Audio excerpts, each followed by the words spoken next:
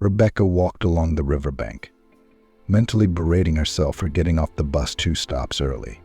Now she had to walk in a remote village with 2 heavy suitcases. Hugh's son was trying to help, of course, but he was no help at all. 8 years old, small, thin. "Are we coming soon? Here my legs are already tired and hungry." "Stopped?" the little one asked. Rebecca looked lovingly at her son. "Now bear with me a little longer. It's my fault. I took the word of some woman on the bus and got off before I had to. Our village is farther away. They must have taken the sign down." "It's okay, Mom. I'll just take a pie, okay? You know, the one you baked for the road, and I'll eat it on the go. And you make it so good. I can't help myself," said Hugh. Rebecca smiled. "Take it, of course. There's a thermos with tea. But why eat on the go? Let's take a break. You'll sit on one of the suitcases, and the second will be a chair for you. How about it?" "I agree, of course I agree. We'll camp like real travelers." Hugh jumped with joy. Rebecca put the suitcases down on the ground, and then she thought how unfair life was sometimes.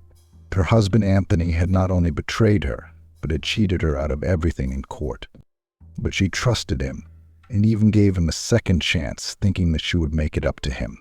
She sincerely believed that they parted by mutual consent without any hard feelings. So what did Anthony do? He hired some clever lawyers to pay for her inheritance and defeated her in court. And they mocked her by calling her a naive doctor. It's a shame, I can tell you. So though maybe her husband is really right, but she doesn't know how to take everything from life. She worked at her hospital until she had to quit. No, not under contract. No, not at all. It was more of a choice. Emotions that had her heart in a bind and wouldn't let her breathe. But that's okay, Anthony. He who laughs laughs well, Rebecca thought sadly, as she had no anger toward her ex-husband. Not at all. More like disappointment that she'd wasted 8 years of her life on him. But what was there to remember about that now? What's past is past.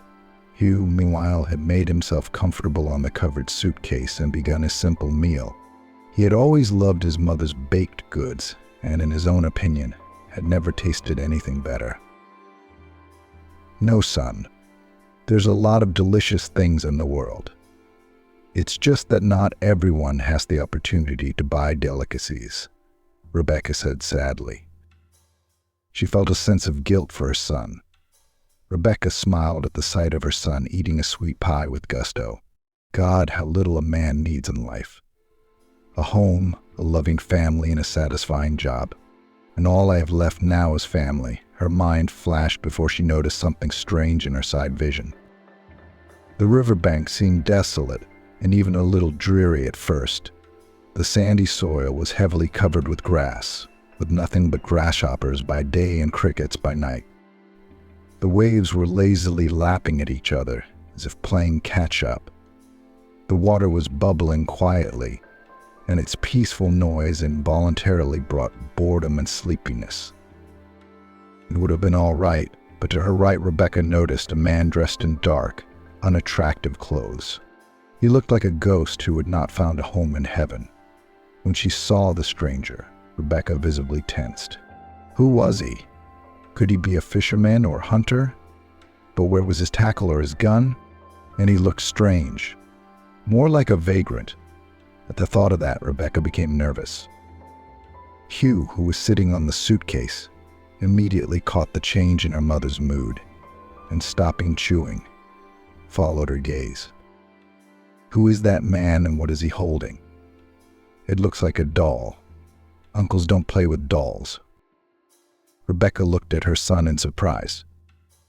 What an eye. I didn't notice. Diamond eyes. Yes, it looks like he has something in his hands. At that moment, the stranger turned his head toward Rebecca, and still holding such a strange object in his hands, headed toward them. Rebecca felt inexplicably anxious. Of course, she didn't think this man could do any harm. But on the other hand, he looked very strange, especially with a doll in his hands. Rebecca didn't know why the tramp was walking along the riverbank with this strange object. However, it was not in her competence to understand the motives behind the behavior of homeless people who had their own vision of life and situation. Meanwhile, the vagrant approached them and said a polite hello. "Hello, I'm sorry to just show up out of the blue like this. It's just that I really need help." Rebecca looked at him in bewilderment. "Good evening. What can I do for you?" He hesitated for a moment, then looked at Rebecca with tear-filled eyes. "I have a little girl in my arms here. I rescued her from the river, pulled her out." Rebecca almost lost her senses from surprise. "A girl from the river? And how? What happened? And why is she silent?" The tramp shook his head. "I don't know. Right now the little girl is just sleeping. She's very tired. As I understand it, she got into an old boat and swam away from the shore for some reason. The current picked it up and swirled it around in the waves. I was just walking along the shore, looking for dry holes, but I heard screams and rushed to help her myself. I got soaked, and she got soaked. Now I'm thinking where to warm up. Maybe make a fire. But where would I get wood?" Only now Rebecca noticed that the tramp's clothes were really wet. But what interested her most was the little girl who was sleeping peacefully in the arms of the homeless man. She looked to be about 6 or 7 years old, though under certain conditions she might well have been Hugh's age. "So it wasn't a doll. It's a girl," exclaimed the boy. Rebecca shrugged her shoulders in embarrassment, and then gently accepted the burden from the tramp's hands. Since the baby's clothes were wet, Rebecca made a decision almost immediately. "We need to wake her up, change her. Let her wear Hugh's clothes for now. They'll fit her just right. So what if it's a boy's? What can we do now? She might get hypothermia and get sick." The tramp nodded and stepped aside, realizing that the girl was about to change her clothes. Meanwhile, the little girl, feeling the change, woke up and looked at Rebecca with surprised eyes. "Hello, you must be an angel. Am I already in the other world?" Strange, almost nothing had changed. Rebecca's lips trembled treacherously. "No, sweetheart, you're still here on this sinful earth. Do you need a change of clothes? Let me help you. While the boys turn their backs and shield you from the wind. Come on, sweetheart. Come on, sweetheart. There's no time to lose, or you'll catch pneumonia." The little girl looked at Rebecca strangely, and then followed her suggestion. At that time, Hugh and the tramp went aside and watched the river. "Uncle, you must be a fisherman. Is there anything around here? I used to watch fishing programs at home. I liked it a lot, but I've never been fishing," said Hugh. The tramp smiled. "No, buddy, I'm not a fisherman. I'm actually homeless. My name's Thomas. I happen to be in these parts by chance. I've been making some money lately. I collect crawfish and sell them live to people on the highway. I don't make a lot of money, of course, and it all goes fast." Hugh's eyes widened in amazement.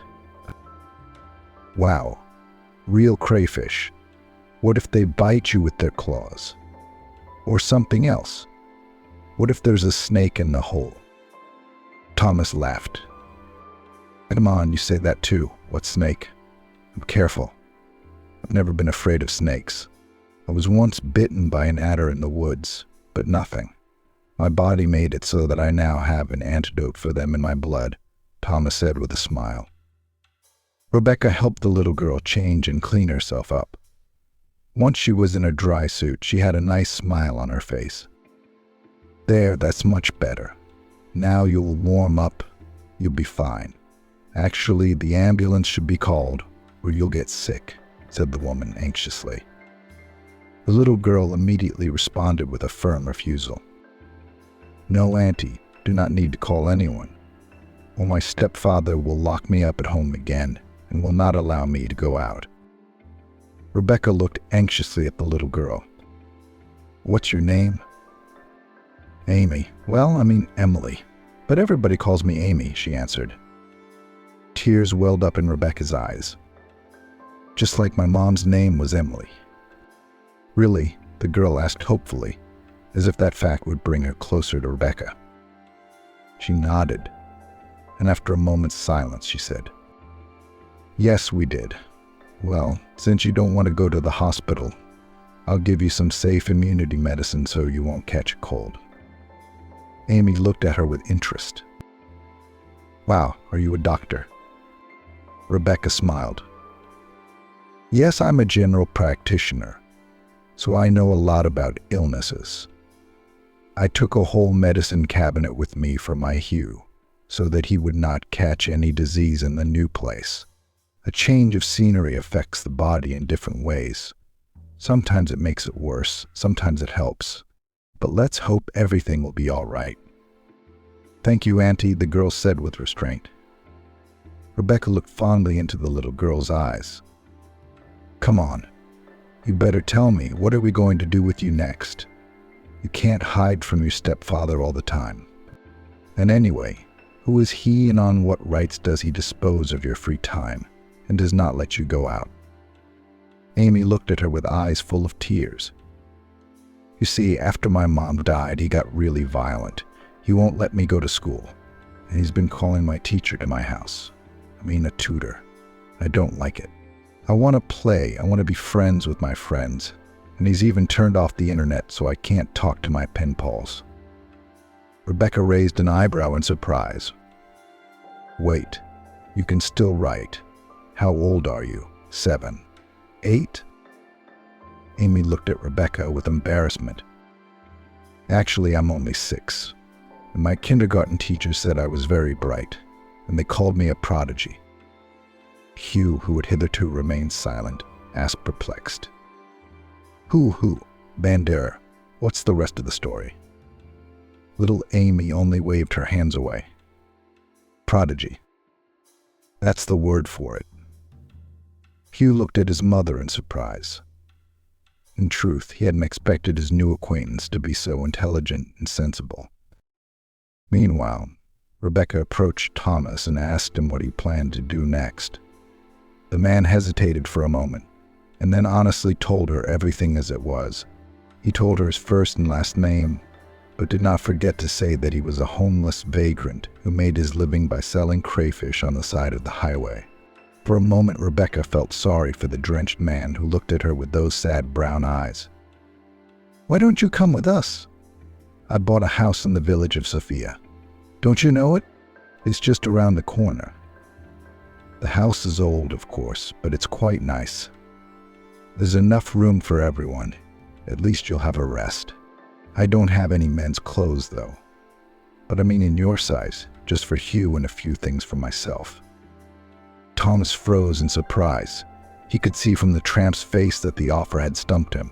In truth, he didn't want to be mistaken for a beggar or anything like that. He had never begged. He had always taken care of himself.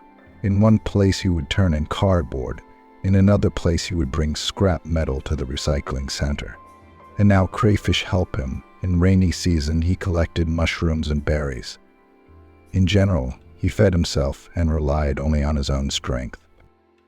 But it's embarrassing. What would the locals think? They don't like vagrants much. They might accuse you of stealing. And I don't want that. I've already suffered once for someone else's sins. I don't want to do it again." Rebecca just waved it off, and then she switched to you. "Don't worry about it. I'll deal with the locals. Moreover, the chairman of the village personally found me this house. And in general, Sean is a good man. He understands those who need help." Thomas looked at Hugh doubtfully, as if searching for support in his eyes. Fortunately, the boy was glad that this mysterious man, who could catch crayfish with his bare hands, and was not afraid of snakes and other underwater creatures, had come with them. "Uncle, come with us.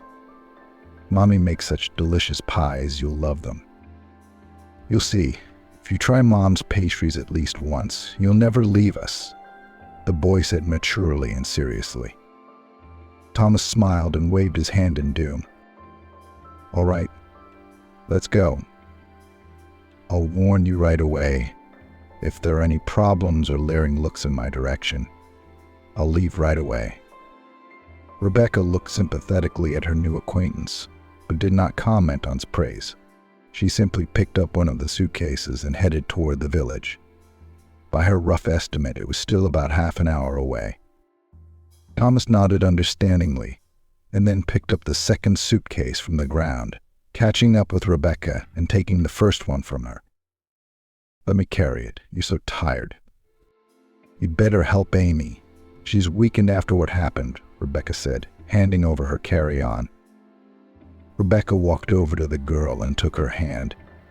She could tell from the smile that shone on Amy's lips that she had taken the whole thing as one big adventure, and that she was not at all frightened by what had happened to her on the riverbank. As it turned out later, she had run away from home a few hours ago. What was the reason for that, no one knew. Amy went to the river, where she found an old boat, planning to take it downstream. Of course, the little girl's plan looked at least naive and could do her no good. But on the other hand, considering her age, the desire to escape from her hated stepfather could explain a lot of things. All the way there, Amy chattered on and on, talking about herself and how she wanted to be a scientist. As she listened, Rebecca marveled at how much she knew at her age. Hugh listened with rapt attention, his mouth hanging open in surprise. To tell the truth, he had never had such a clever girl to talk to before. Thomas, on the other hand, didn't talk much about himself, as he was embarrassed that he'd spent most of his time living on the streets. Having escaped from the orphanage at a very young age, he had been among the homeless teenagers who survived as best they could by stealing or working as loaders at the market, dreaming of one day becoming rich and making their way in the world. Naturally, most of them ended up in prison, where they disappeared without a trace. And only a tiny handful of lucky ones tried to start a normal life. Unfortunately, Thomas was not among them, which he honestly told Rebecca. However, she understood perfectly well, and despite everything, treated him with respect.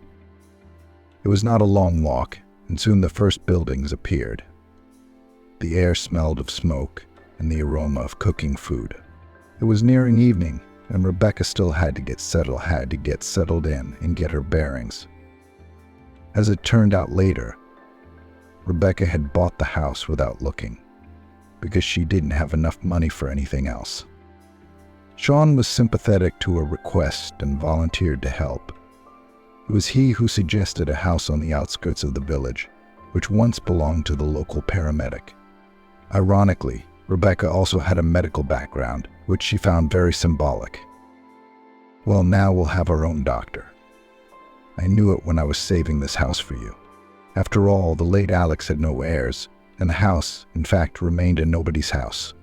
Here I am in the district village in the municipality of the documents on myself, but only with the note that the money from its sale will go to the fund of the village, not me in my pocket. I didn't want to be considered a bribe taker. All I care about is that the house doesn't turn into a ruin." "Then you know how it happens, don't you?" explained the elderly chairman. Rebecca nodded, realizing what the man meant. For some inexplicable reason, young people tended to go to the city, where they saw more prospects for themselves. No one wanted to stay in the middle of nowhere and work on the land. Of course, not everyone had the opportunity to go to the metropolis, and so they stayed and lived off the land, as their fathers, grandfathers, and great-grandfathers had done for many years before. Rebecca had never lived in the countryside and had moved to the wilderness not so much for the love of nature as to minimize communication with her unfaithful husband Anthony, who had not only abandoned her, but also disinherited them both. Pushing the sad thoughts away, Rebecca pointed her companions to a building standing on the outskirts of the village. "This is our house. I'll get everyone settled in for the night. In the morning, we'll clean up the place." "Is this it? Is this really our house? Why is it so old?" "It looks as if Baba Yaga lives in it," Hugh said grudgingly. Rebecca shrugged her shoulders in embarrassment. She didn't know what to say to her son, for she couldn't tell the boy that she'd only had enough money for this wreck.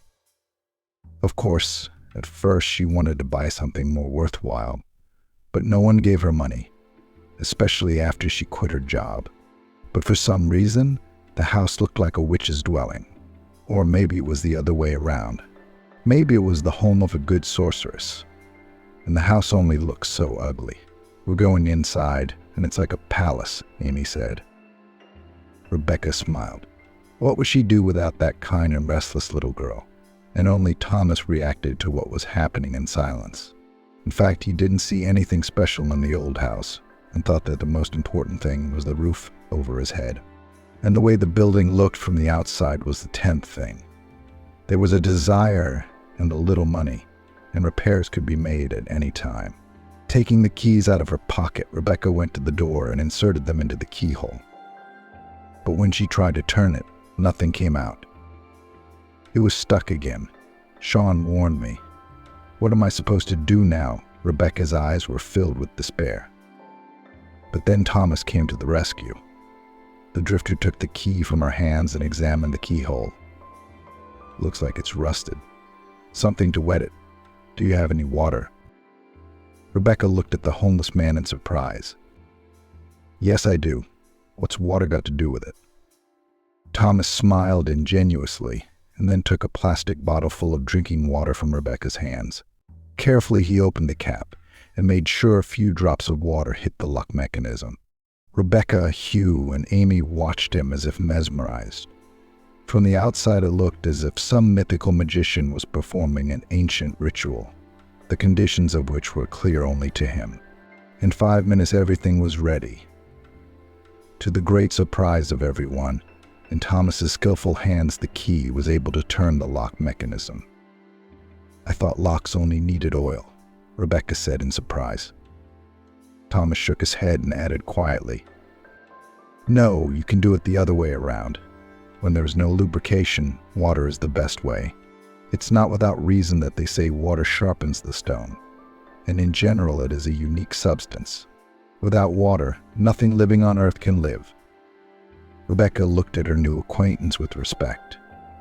It turned out that Thomas knew things that she had not even realized. The house smelled of dampness and something else that only very old buildings could smell. Naturally, the floor was covered in dust. The walls were covered in cobwebs. The corners were covered with accumulated trash. It's a lot of work, Rebecca said wistfully. It's all right, we can handle it together. Well, if you don't mind, Thomas said, changing tactfully to you again. Rebecca nodded in embarrassment, not knowing how her son Hugh would feel about it. But Hugh was crazy about his new acquaintance, who impressed him by the fact that he could do such things with his bare hands.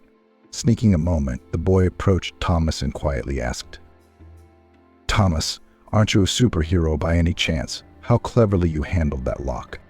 Are you also not afraid to stick your hands in the hole? Come on, you're from another planet, aren't you? Thomas shook his head with a smile. No, I'm from this very planet, from the very bottom of it. We homeless people, often notice things that the rest of us don't. But don't look at me. Don't make an example of me. It's not hard to be a homeless person. It's hard to become a normal person. So you always remember that and obey your mom. And I'll help you in any way I can, of course. I think Hugh's right. You really are like a superhero. I saw you throw yourself into the river after me, and there were waves, Amy said again. Thomas smiled. I'm not afraid of waves. When I lived in the orphanage, we were enrolled in the swimming section. But those who wanted to, of course, so I was in the group.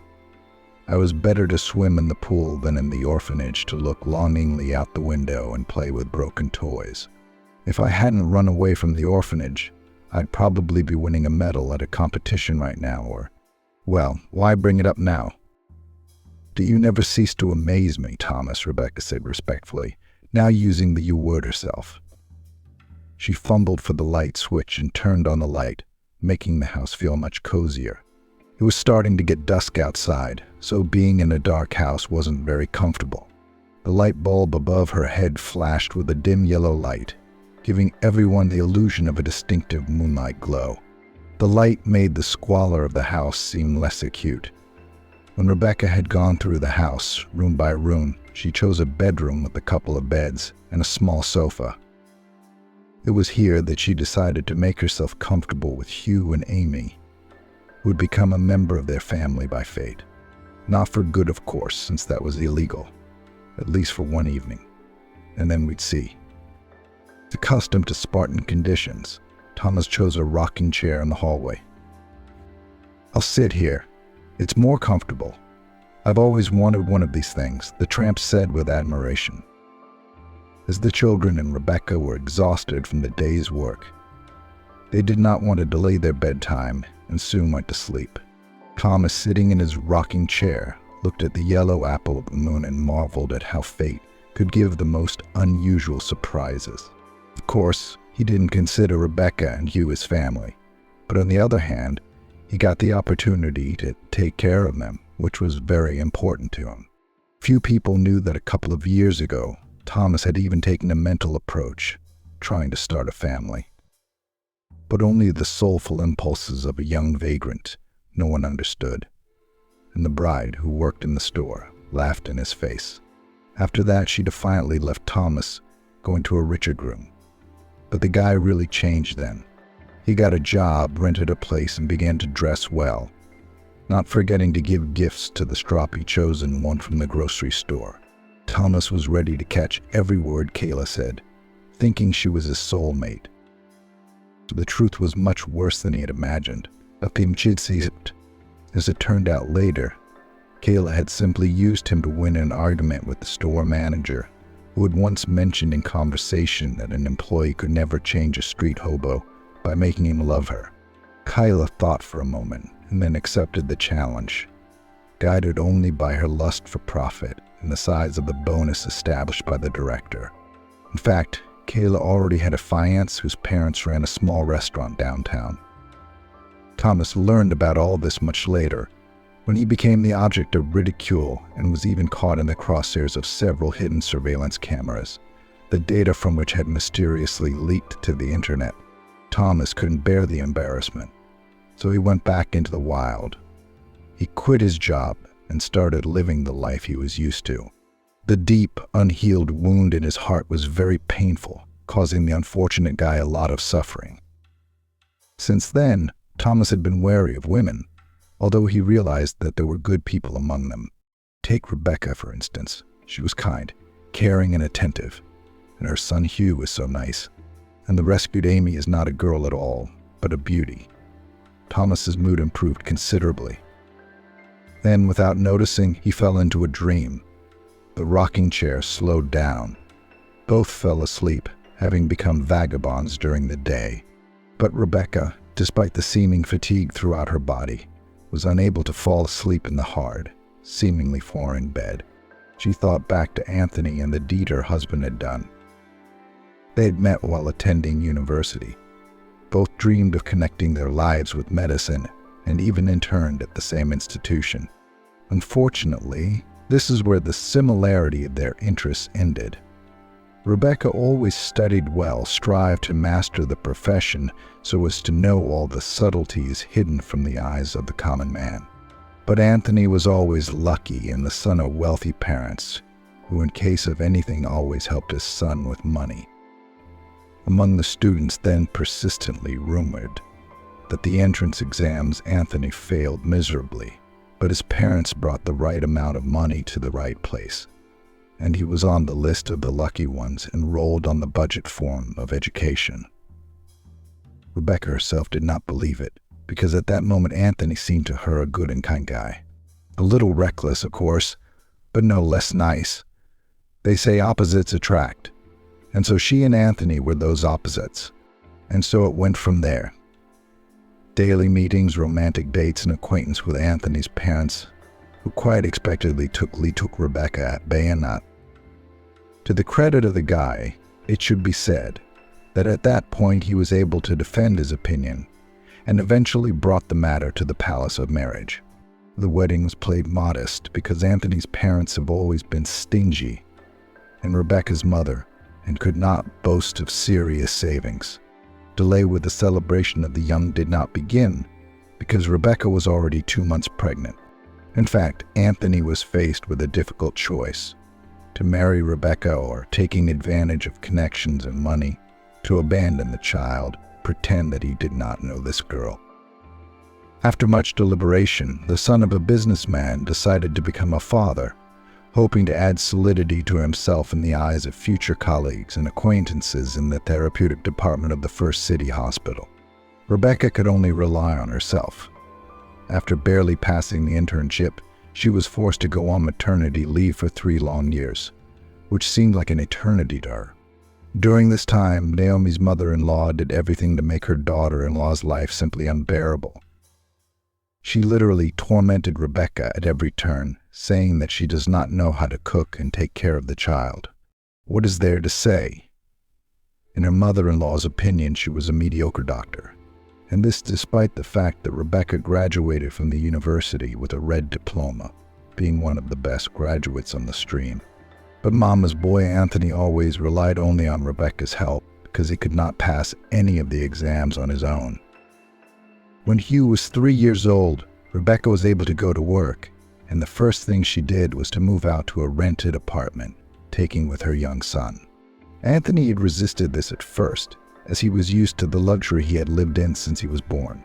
And Naomi and Oliver went on him for years, buying cars, expensive things, and paying for entertainment in nightclubs and restaurants. Combining a wild life with work in the clinic, Anthony quickly gained fame as a womanizer and a doctor who could not be relied on in a difficult moment. Of course, the head of the department had to put up with his presence, because thanks to Anthony's father, the clinic received new equipment. But on the other hand, it was more expensive to put up with such a thing. And so Bill realized that at one point the patronage of Father Anthony Brown will come to his detriment. Rebecca, on the other hand, worked as hard as her husband, becoming a true professional of her work. Rebecca loved patients, did everything to tormented by an insidious disease people feel much better from the first minutes of communication with her. Soon it led to the fact that at the admission to the therapy department, each of the patients sought to get to Rebecca Brown, whose treatment guaranteed healing, while her husband Anthony made one misstep after another, trying to set up the process in such a way as to shift his responsibilities to someone else. However, no matter how long it lasted, everything comes to an end. When Hugh turned 5 years old, Naomi and Oliver Brown were in serious business trouble. Of course, this threat did not arise overnight and was the result of their machinations and abuse of their power. In particular, it concerned tax evasion, which now came out sideways for the whole family. Naturally, Naomi and Oliver tried to go to court to get leniency from the inspectors, but everything turned out to be in vain. It so happened that in the end they lost everything in an instant, turning into ordinary and unremarkable people. They could no longer pay for their son's debauchery and partying, and were forced to count every cent due to new life circumstances. Rebecca took it with due understanding and even tried to help relatives who found themselves in such a difficult situation. Unfortunately, Naomi did not appreciate the heartfelt impulses of her sister-in-law and took it as a mockery. The result was a deterioration in her relationship with Anthony, a marriage that was already on the verge of collapse. Rebecca had to balance work and child rearing alone. Anthony behaved as if he had nothing to do with the issues of maintaining comfort in the family. In the last years of marriage, Rebecca's husband loved the night shift, where he shamelessly indulged in affairs with mistresses chosen from among the young nurses. At the same time, Rebecca repeatedly heard that her husband was not faithful to her. She'd heard it both from co-workers and from the head of the department, Bill. It's hard to say why she put up with it, why she hoped her husband would come to his senses. Perhaps she thought that if guilt wasn't proven, it was just empty words, nothing serious. True, it is difficult to say how long such a life would have lasted if Rebecca had not found herself in the epicenter of very strange events. And it all started when a critically ill patient was admitted to the therapy department. Alex. It was rumored that he was a famous businessman who for some inexplicable reason decided to undergo treatment in an ordinary city hospital. Many people didn't understand why Alex did it that way. All became clear a little later when Rebecca conducted an extensive analysis and realized the man is terminally ill, and he knew about it for a long time and did not make a tragedy out of it. And therefore, not wanting to die in the golden cage presented to him by the private clinic, he decided to be close to the people, to communicate one last time with those who lived a simple life without luxury. Rebecca did not share Alex's decadent mood and hoped to save him, no matter what. But her husband Anthony immediately saw this as an opportunity for personal enrichment. For this very reason, the son of bankrupt parents began to hover around the businessman like a snake, squeezing rings around an unsuspecting rabbit. Telling Alex about his father, Anthony said that he was very sorry for what had happened and dreamed of helping his parents to regain their former positions in business. Alex listened in silence, only occasionally giving caustic remarks or advice. Of course, he knew Brown's story, knowing perfectly well that the couple received their punishment, not just for nothing, but for a cause. After all, if you want to deceive your own people, then be prepared that one day you will have to bear a just punishment for it. Alex himself never allowed such a thing. That's why his biography was cleaner than a schoolboy's notebook on the eve of September 1st. It so happened that the elderly businessman had almost no heirs left. No, of course, Alex still had 3 nephews and nieces. But Alex didn't want to leave such a huge empire to his relatives, because he understood perfectly well. After his departure, they would simply tear up everything piece by piece, leaving only a handful of crumbs on the plate in memory of a huge pie. So Rebecca didn't even think about Alex's business. She had only one goal: to cure him of his insidious disease. At one point, thanks to the efforts of a young woman doctor, the elderly businessman even went into remission, which gave him hope that he could be cured. It's not that he knew. All this is self-deception, and Alex was not long. That's when the cunning businessman in a hospital gown began to groom the dying rich man, discreetly pushing the patient to include him in the list of heirs. At first, Alex was suspicious and immediately saw Anthony's words as personal gain. But then, when the disease worsened with complications, the elderly man realized that Anthony's words made sense. Alex also wanted to thank Rebecca, who was so sincere in her desire to help him that it brought tears to his eyes. Rebecca didn't take a penny from Alex, though he offered her a reward for her efforts. "No, I can't do that. I'm sorry, but I'm not taking anything from you. I'm only doing this to help you. I don't care how much money you have in your account or the size of your wallet. Believe me, I might as well treat you the same way if you were homeless," Rebecca said. "But honey, you're too young to understand a lot of things." "Well, maybe you're right. But do you need a hand? Maybe you can support my business, keep it afloat. I'm dead anyway. You realize that. Not today, so tomorrow. Not in a week, so in 2 weeks. Anyway, everything comes to an end, you know," Alex objected. Rebecca looked at him with tears in her eyes, sincerely hoping that he wasn't serious. But as it turned out later, Alex was more than serious. That same day, he called a notary public to his office, who deeded the entire estate to the doctor, the therapy department, and Rebecca Brown. As it happened, she didn't find out about it until a month after the businessman had died. Rebecca had no idea that all this time, Anthony had been eagerly awaiting the visit of the notary, who was to notify him of the receipt of a huge inheritance. But when he did come, Anthony was in for a real shock. The fact was that his name was not on the list of heirs. The deceased Alex bypassed him, passing all the property to his common wife. "Well, no, I'm not happy with that. I took care of that old man, almost carried him out from under him. And he treats me like this. He's a scoundrel. Shame on him when he's dead," said Anthony, clenching his fists. The news of the inheritance came as a shock to Rebecca. She hadn't asked for anything. She didn't need the money, the firm, the business, the commerce. "Why do I need all this?" Joanna said sadly. "Well, if you have enough, don't speak for everyone.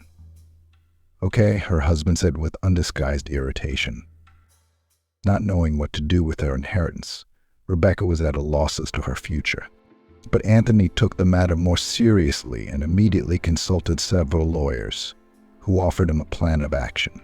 It so happened that, at their suggestion, Anthony decided to divorce Rebecca from her inheritance. Naturally, without forgery and falsification of documents, it would be simply impossible. But Anthony did not in vain live so much time in the Brown family, not to know about the financial machinations of almost everything. It was he who found perjured witnesses who signed and testified in court. Rebecca purposely drugged the late Alex to suppress him and induce him to make the necessary will. Anthony himself made himself look like a knight on a white horse, who only did what he did to try to save the businessman, supporting him and not letting him lose heart. When Rebecca heard of this injustice, she felt uncomfortable. Of course, she suspected that her husband was no longer the man she had once married, but she still hadn't expected such meanness from him. Not only did Anthony have a trail of love affairs with nurses, but he decided to leave his son without alimony and livelihood through numerous legal manipulations, and he was able to reorganize everything into his own name. All of this was revealed only in court, where Rebecca came almost unprepared, hoping for the justice of the law. And after all, she did not even suspect what her husband was up to. The brutal truth was so unpleasant that Rebecca ran out of the courthouse in tears, sobbing silently. Fortunately, son Hugh was at school at that moment and did not see his mother's suffering. A couple of days later, Rebecca quit her job, as she could no longer see her husband's smug face in the ward. At the same time, the superintendent asked her to take her time and think about her actions. Rebecca didn't care anymore. Her heart and soul yearned for change. Deceived, betrayed by her husband. She wanted to run away. She wanted to pack her bags right now and go nowhere. On the other hand, Rebecca knew she couldn't do that. After all, she still had Hugh's baby in her arms. And for that very reason, her forced escape to the countryside was postponed for some time. Rebecca looked for a house in the village. The most frustrating thing was that Anthony did not even lift a finger to return her, or at least compensate for the cost of supporting her son.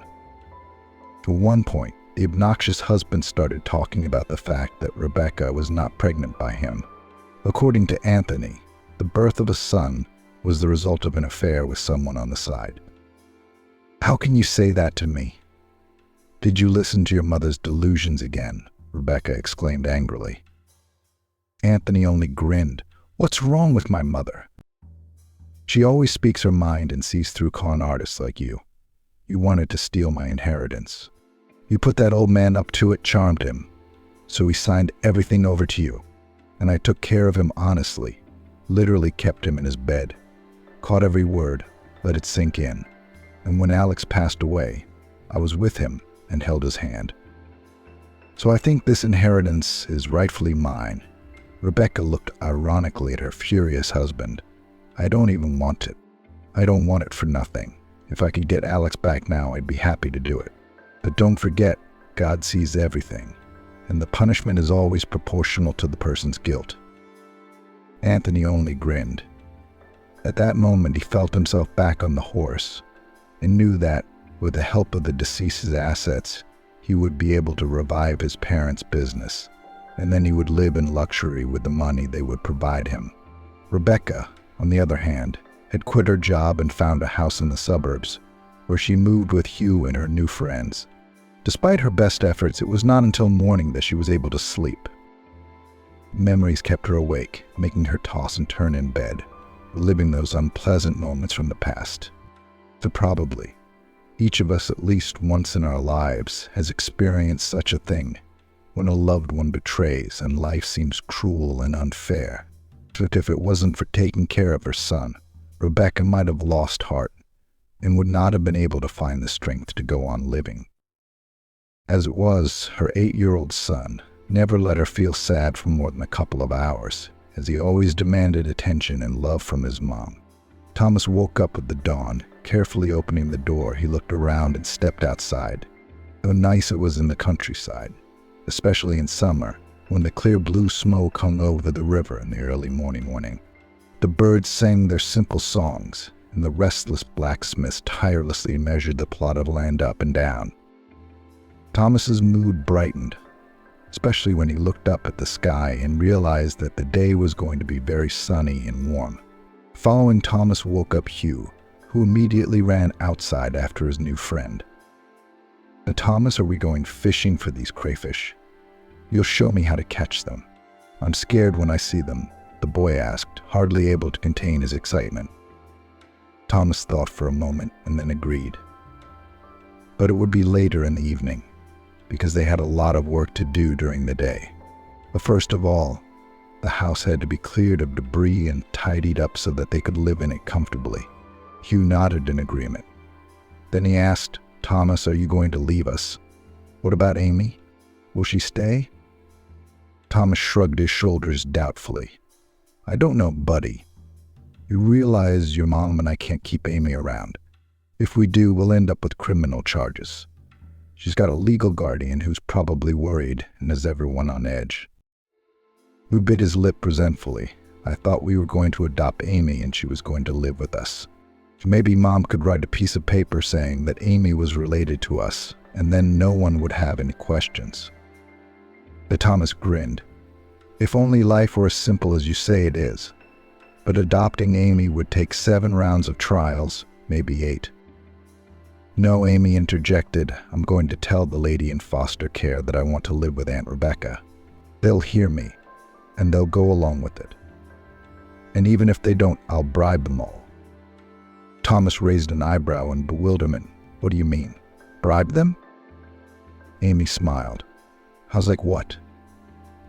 "The usual way. You know, like at the store. Only I'll buy a favor from them. I'm a rich heiress, after all. You probably didn't know. My mom ran several beauty salons.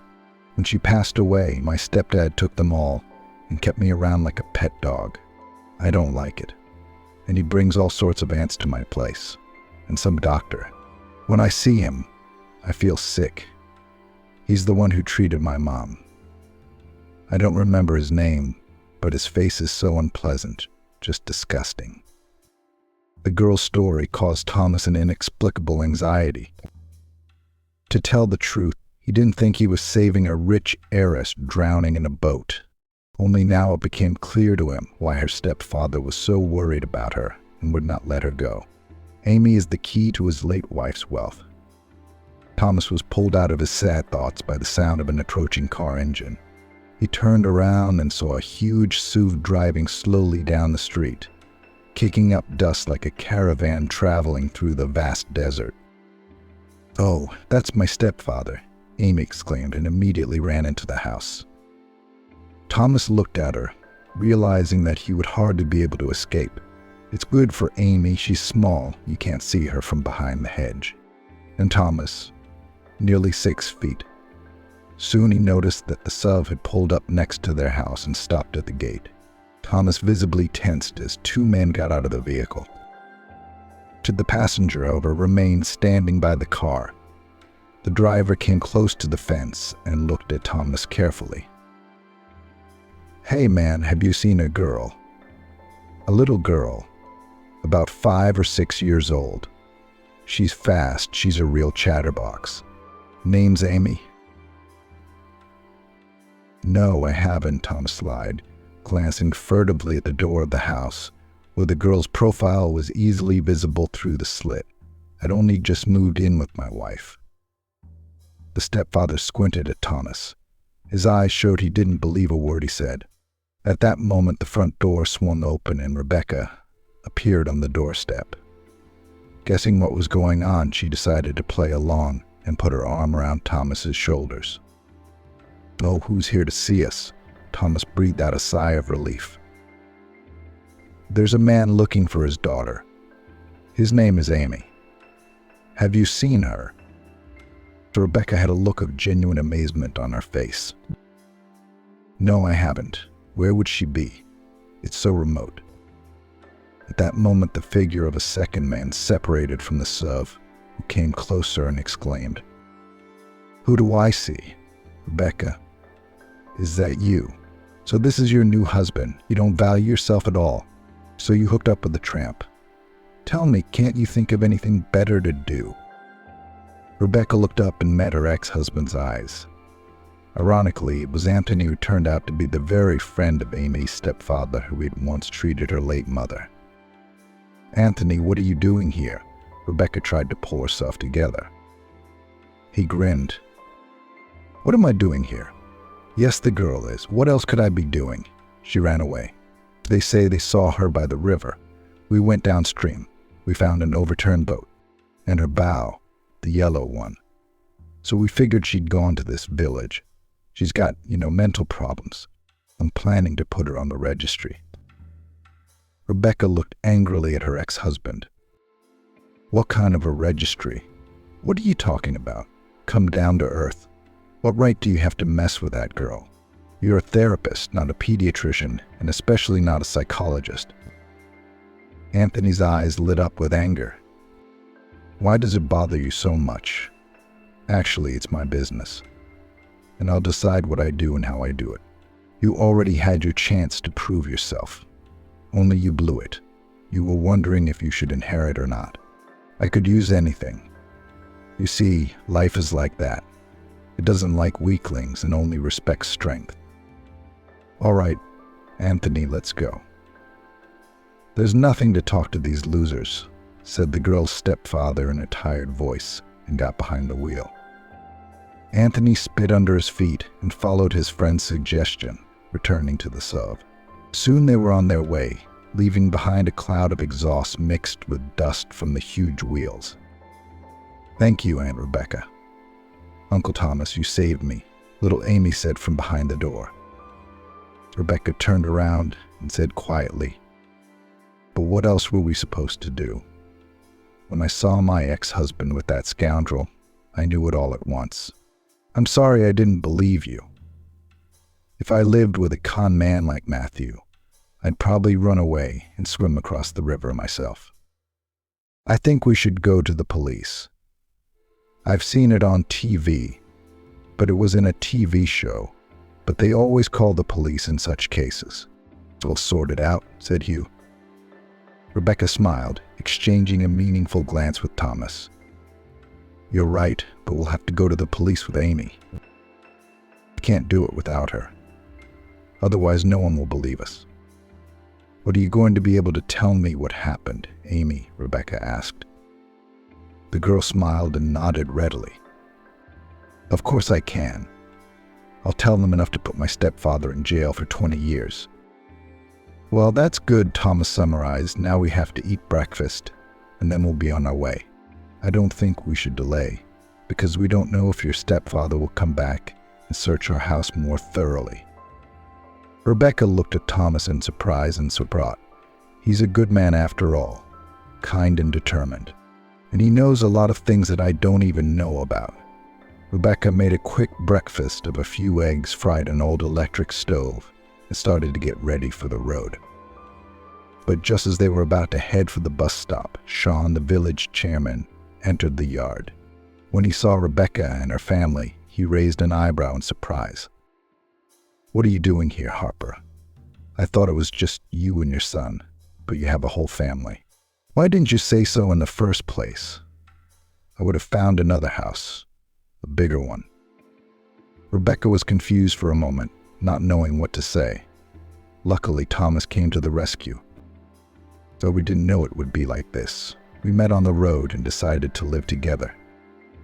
Sean shook his head, mentally agreeing with the words of the stranger, and then asked, Listen, have you seen a couple in Ensuv? I thought they came by your place too. They were looking for some girl. They said they'd stolen her or something. Rebecca blushed to the roots of her hair in embarrassment. We didn't steal her. She came to us on her own. Her stepfather kept her in the house, kept her from socializing, from going out with her peers. So all for the sake of a will, you know. What will? Surprised the chairman.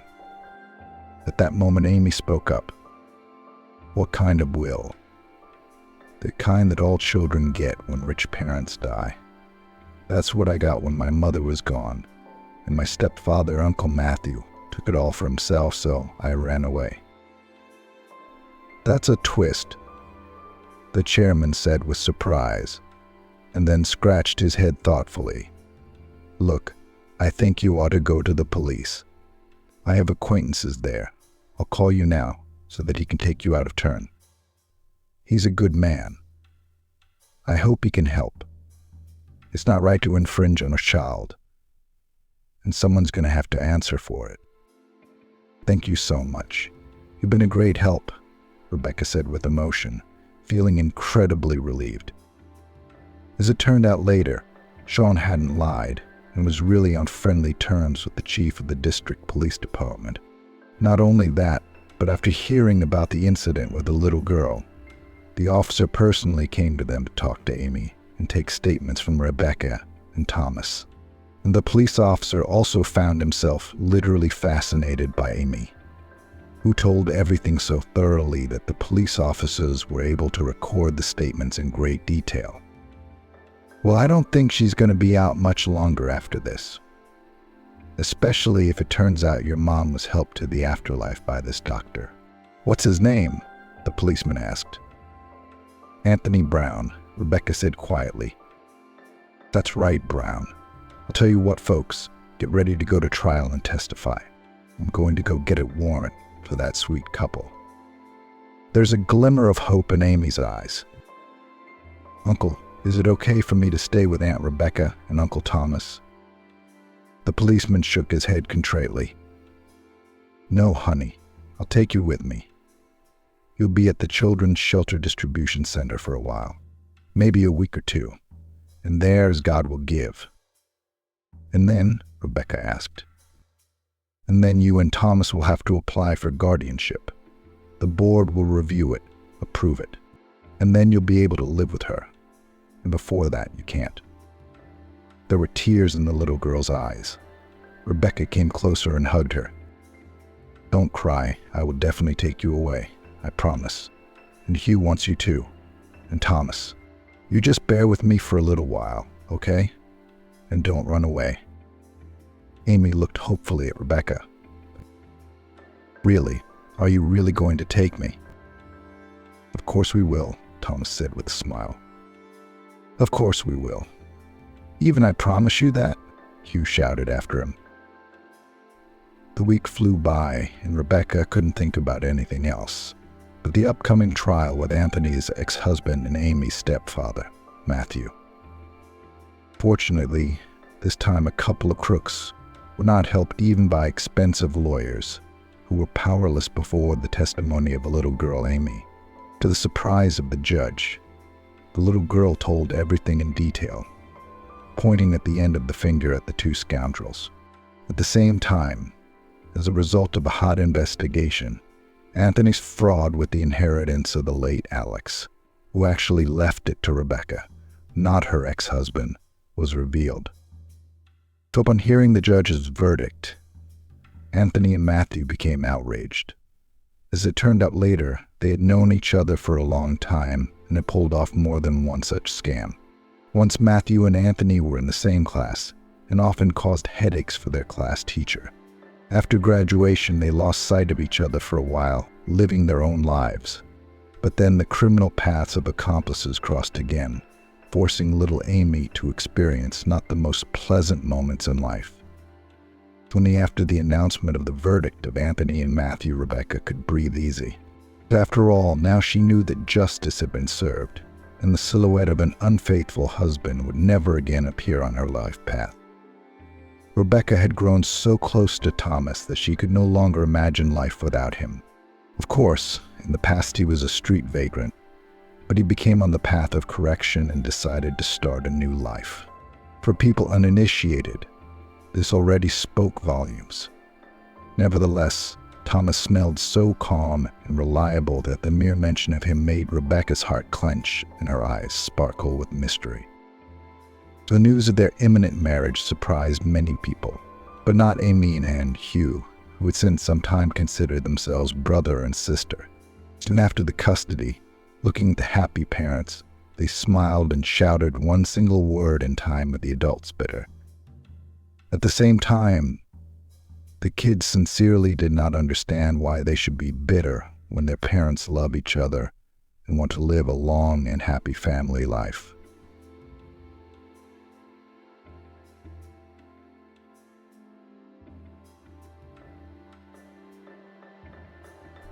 The son kicked out the village mother in a snowstorm. A year later, when he came to visit her, Emily lovingly stroked the smooth side of the glass cylinder with pickles, leaned over it, inhaled the pleasant aroma of fresh dill, garlic, cherry leaves, which she was sure to add to her preparations. Now she would close the next batch with metal lids, roll it up, put it to cool, and then take it to the cellar to the shelves. She thought for the 100th time that this year there was a good harvest of vegetables in the vegetable garden, and she herself would not go hungry in the winter. And she had prepared supplies for her son Archie in the city. Behind her back, in the corner of the summer kitchen, there was a faint sound and some inarticulate mumbling. It was her mother Helen awake, peacefully dozing, whispers, smells, the gurgling of pickles on the stove. A sturdy couch with a pile of old blankets and pillows had been there since ancient times. Now she had dragged Ellen there on her own to keep the old woman in sight. Although she was not quite ancient, only a little over 70 years old, she had not been on her feet for 5 years. The doctors then only waved their hands. We do not observe any physical abnormalities, no stroke or other symptoms that could give an order to the legs not to walk. There is no history of any. And they keep their lower limbs on their own. Your mother's more frail body refuses to fulfill its physiological purpose. Grandmother Helene is a well-known personality in the village.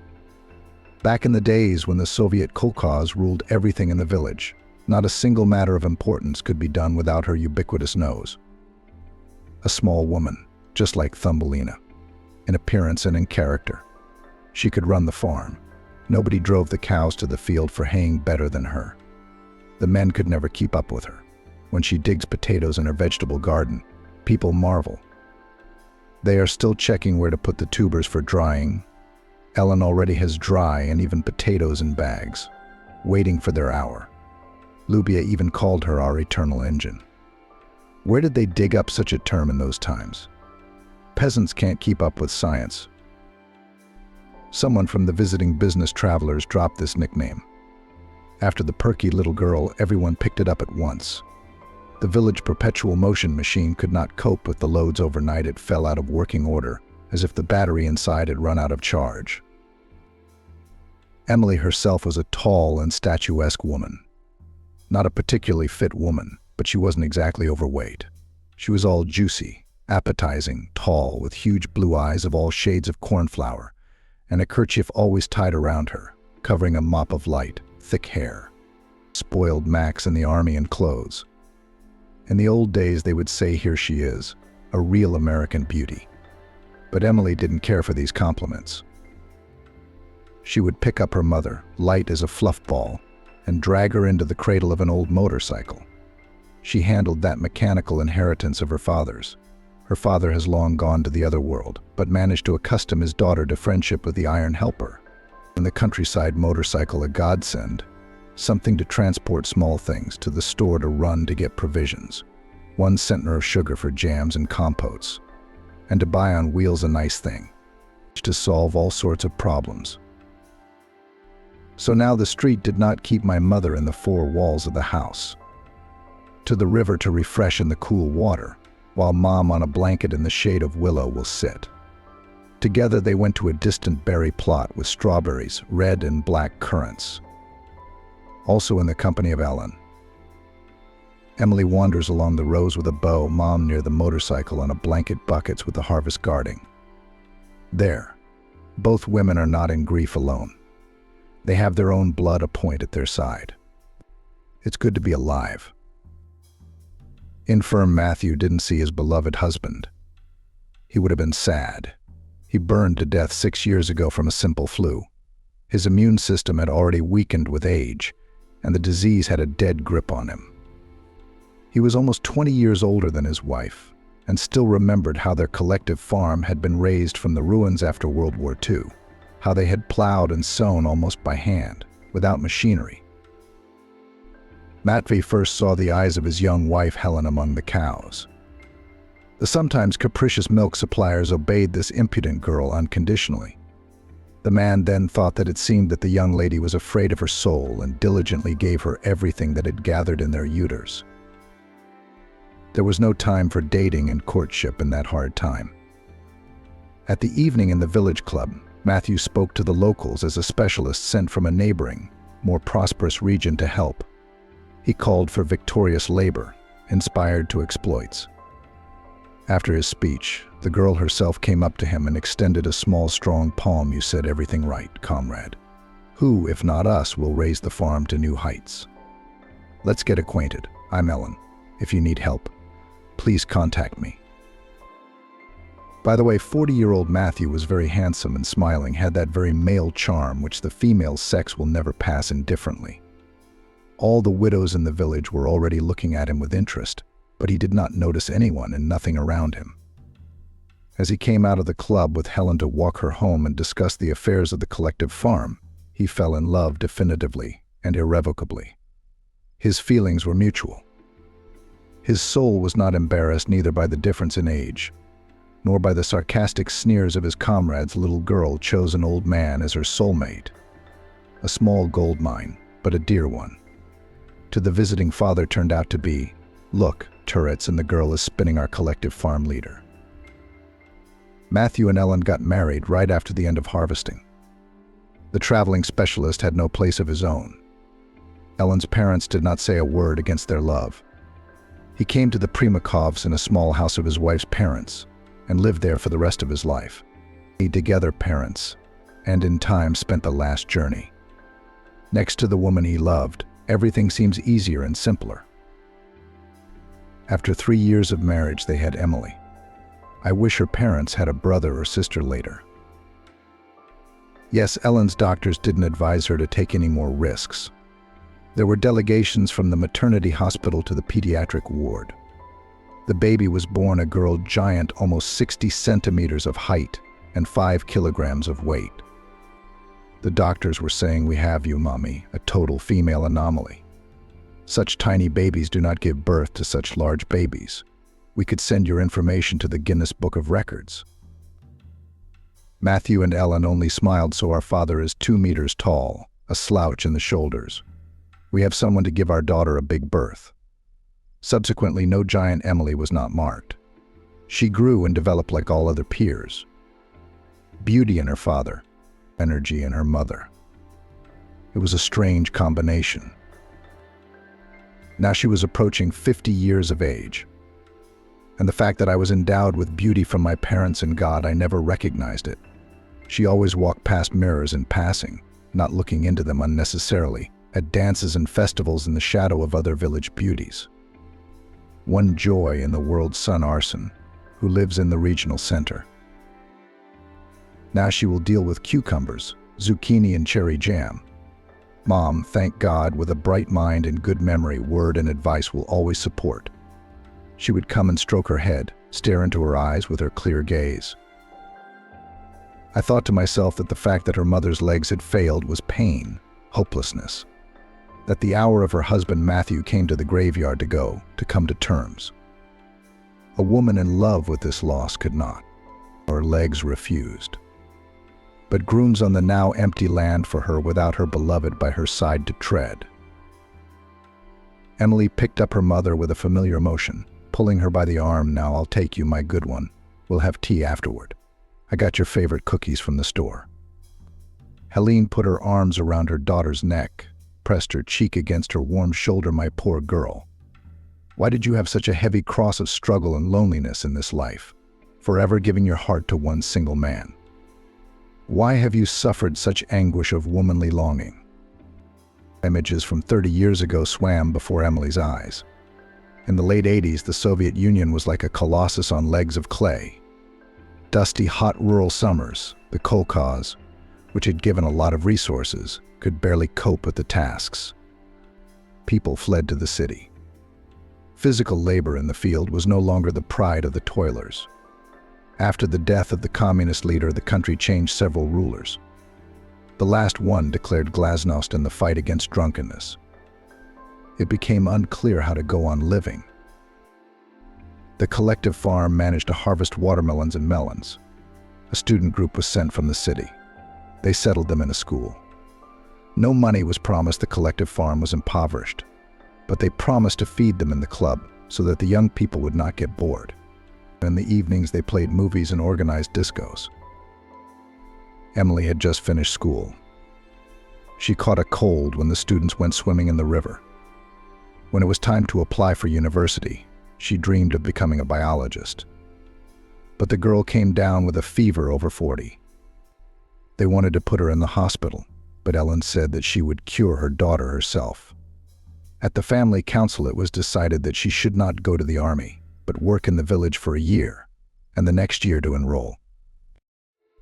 A suitable vacancy was found: quickly assistant cook in the student canteen.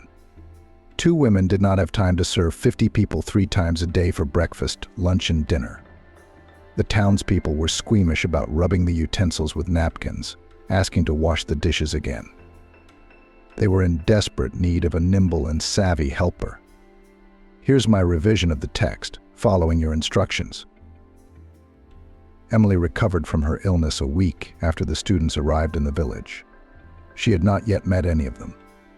When Ellen's friend complained that she and her partner had been knocked off their feet in the dining hall, Ellen remarked gravely, "I'll be of more use in the fields and on the ruins of our once prosperous farm. And let Emily go and help. You needn't let her sit at home all summer. She's quite well now." The work in the canteen was marked by a bright, extraordinary event.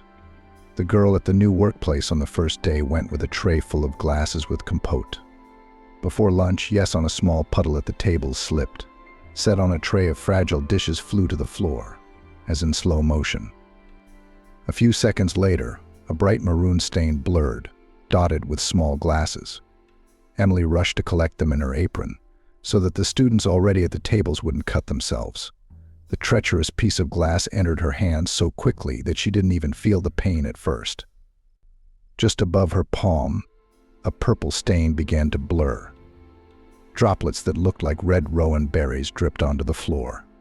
Emily felt dizzy. The crowd gathered around her was shrugged off by some guy. "Get out of the way. My dad's a surgeon. I know how to provide expert care for wounds this deep. Get the first aid kit." What's a first aid kit in a village canteen? A bottle of iodine, an empty bandage packet, small narrow tubes of plaster rolled up like a roll, analgin tablets, that was all the medical stock.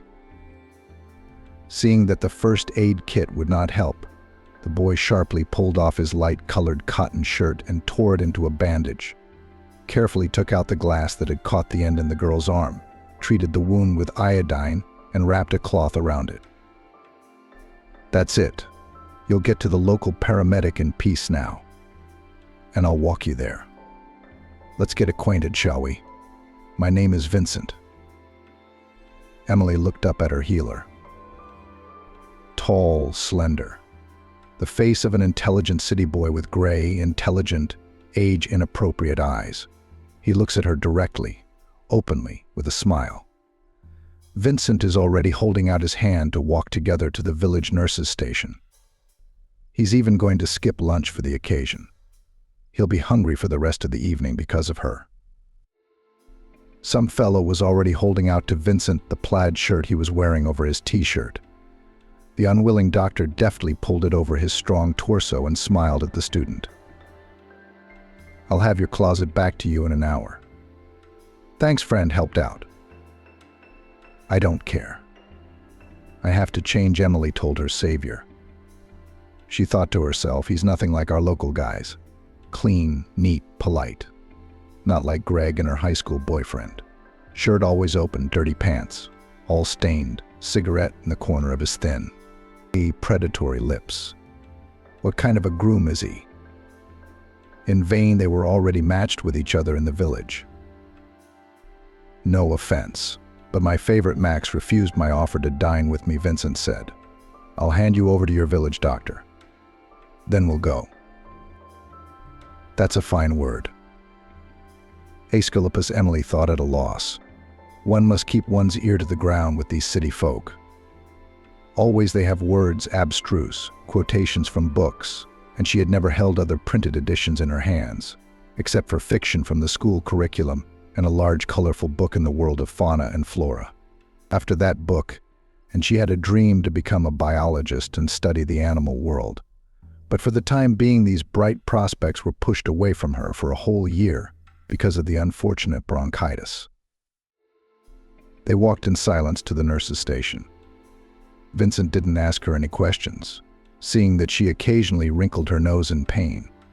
The paramedic in the office praised the man who'd been next to the injured waitress. "Look how skillfully the wound is treated. Who was able to do it so clearly?" "I did the best I could, without false modesty," Vincent announced. "I come from a family of hereditary surgeons. My father, mother, grandfather, it's as if they were all born with a scalpel in their hands. It would be foolish for me not to have basic first aid skills." After handing Emily over to the medical officer as promised, the boy bowed courteously and disappeared out the door. Emily could only look at him with annoyance and conclude that such a man would not make a long acquaintance with a village girl. Not to her liking, even if his eyes were as blue as lakes. Too refined, urban. A prince from a fairy tale read to them as a child by a kindergarten teacher. He wouldn't follow his princess to the dining room door in a carriage. Emily was wrong. The next day, the first person she saw outside the dining room was Vincent. He greeted her again with his impossibly warm smile and said, "I have the day off after 3 shifts at Bachtin. Why don't I help you set the tables? Your arm's in bandages. It's early. I don't think it stopped hurting. We can do it better together. Then we'll go to the movies. They're showing an old comedy at the club today. Ivan Vasilievich changes profession. Have you seen that movie before?" Emily's feet had been knocked off the ground. She's not the one being greeted by a real knight in the cafeteria. She's not the one called to the movies after work, or offered to help with trays, forks, and spoons. It couldn't be, because it could never be. But it was happening in real life. Vincent didn't seem at all intent on hiding his obvious interest in her. Emily banished the memories that had come flooding back to her after fiddling with the string of pickle jars. She sat Ellen down at the table in a soft blanket so that she could finally end the day with some aromatic herbal tea. Summer was soon rolling smoothly into its second half. Time fled, not as it had in her youth, stretching like sweet molasses. Annoyed, Ellen asked to go to bed after tea. It was time for her to go to bed herself. She had grand plans for this summer's warmth and pickles, so long as there were no problems. She'd pack up some presents for New Year's Eve in the fall. It was unlikely that she would be able to get out to the city before then. The last thoughts of the woman had already sunk into a blissful sleep. Tomorrow is a new day and new worries. Emily was a good hostess. What she could not cook from the gifts of the vegetable garden and the garden. It was her and Mama Ellen's house that was old and dilapidated, and everything that grew on the ground and in the ground always succeeded to the glory. Having finished the epic with cucumbers, she switched to caviar from zucchini or juice, which she cooked from all the fruits ripening on the trees. It was her turn to put the tomatoes in jars, then to cut apricots, apples, plums, and pears into large slices and send them to sunbathe on metal sheets under the sun. My son has always respected dried fruit compote. He could make it himself at home in the city. It was a simple matter. Emily looked down at the sacks of potatoes, at the makeshift nets made of old stockings and stuffed with golden onions, and sighed. Though she still seemed to have the strength to carry all this wealth into town herself. Would she have to go to Greg again? He'll start his chatter. "I've been waiting 30 years for you to marry me. I'll give up the gorilla and the vodka. You know me." She'll smoke all the way to the cabin. I can't breathe. Yeah, pelting her with salty jokes and lewd innuendos. He just won't let it go, the old dog. Long married, 3 grown-up children, grandchildren already. And he keeps looking questioningly into her eyes, as if he wants to read something in them. don't believe that first high school love never rusts. Since she was young, Greg had been her eternal sighing partner. But he never got anything. One thing's for sure, if she asks him to drive his truck to Archie's, he'll never say no. By the morning of December 25th, a blizzard was brewing. Emily had already arranged with her neighbor Maggie to look after 2 or 3 bags for Archie. Emily had packed such bulky bags that faithful Greg only shouted when he saw them on the doorstep. "Be thankful my heart is heavy for you. No fool would have agreed to haul all that stuff into town on our dirt road to the highway. Only my iron horse can do it with 4-wheel drive and off-road capabilities. Would you haul your bags to the bag on a motorcycle? Emily, I wouldn't be so nice to you." Emily hurriedly slipped him a pre-prepared bottle of her famous Naluka made from all the seasonal fruits and berries. The secret of this strong elixir was simple: whatever fruit or berry was ripe, they were poured in a layer on the bottom of a 10-liter container up to half, covered with sugar, then the next layer of ripe fruit, and so on until the last autumn harvest of frost-resistant berries. We let it insist for 21 days, picked, separating from the rest of the fruit and berries, and then topped up with vodka from the village store for residual disinfection. The result was a drink of unprecedented flavor. The whole village was waiting for Emily and Ellen to treat them to this gift. Greg pushed the bag of money away. He grabbed Emily's hand. "There is no such gift. I have been waiting for so many years from you, my grandmother. You are alone. A century. You are not a stone, Emily, nor ice. I can't believe you're still faithful to your first love. It doesn't work like that." Emily shoved Greg away in her heart and gritted her teeth. "You can be the only man on this planet. I'll never be yours. You hear me, Greg? You don't know what it's like." "All your life one man remember to love?" Greg asked. "How many times have you and I already brought up this subject? I consider you a friend, not by way of a hitchhiker, a heavy drinker, but not evil. But why are you playing that song again? We shouldn't pick sweet berries together, but bitter berries. I cut everything off without you a long time ago. Even the idea of starting the car. It's going to snow soon. And you still have to get back to the village by daylight. The days are so short, it'll be dark before you know it." Archie was in high spirits this morning. The New Year's Eve party at his firm had been timed to coincide with Catholic Christmas. On this occasion, this Saturday was rented a nice cozy cafe near their office. Since some time ago, a new female employee from the marketing department has been actively making eyes at him. Tonight, he would invite her to his house after the party for a cup of coffee. Archie sighed dreamily and mentally assured himself, "Chicks like me. I change them like worn-out gloves that don't fit into the last closet." This young lady will not resist, he was sure of his complete male irresistibility. So look, and New Year's vacations he and this person will spend together. Someone has to make Olivier salad for the festive table, and finally to put in order in his bachelor's den. Pretty face and appetizing figure of the new girl will be an additional prize. He'd already broken up with his ex-girlfriend 2 weeks ago. It was time to find her a worthy replacement from those who are not puzzled by complexes. He won't be dragged to the registry office. The redhead from the neighboring department was definitely from this carefree cohort of girls. Winter celebrations promised a lot of pleasant surprises. Coming out of the shower in only a towel, Archie heard a knock at the door. He hurried to open it. "Mom, what are you doing here in town?" he wondered. "I wasn't expecting you. You're in the wrong place today." For some reason, Emily was immediately confused by the cold reception. She wanted to hug her son. She missed him. On the diplomat in her hands, but he squeamishly removed her hands. "You should warn me about your unexpected visits," Archie said. "I might have other plans for the near future. And now you're here. How did you manage to surprise me? What are you dragging across the threshold? Look at your wet footprints on the floor." The events that followed seemed like a bad dream to Emily for a long time afterward. Archie angrily kicked the sack of potatoes, pushed aside the bag of onions, lovingly packed by his mother in a plastic bag so that they wouldn't get wet. With annoyance, he settled down on a large bag with pickles.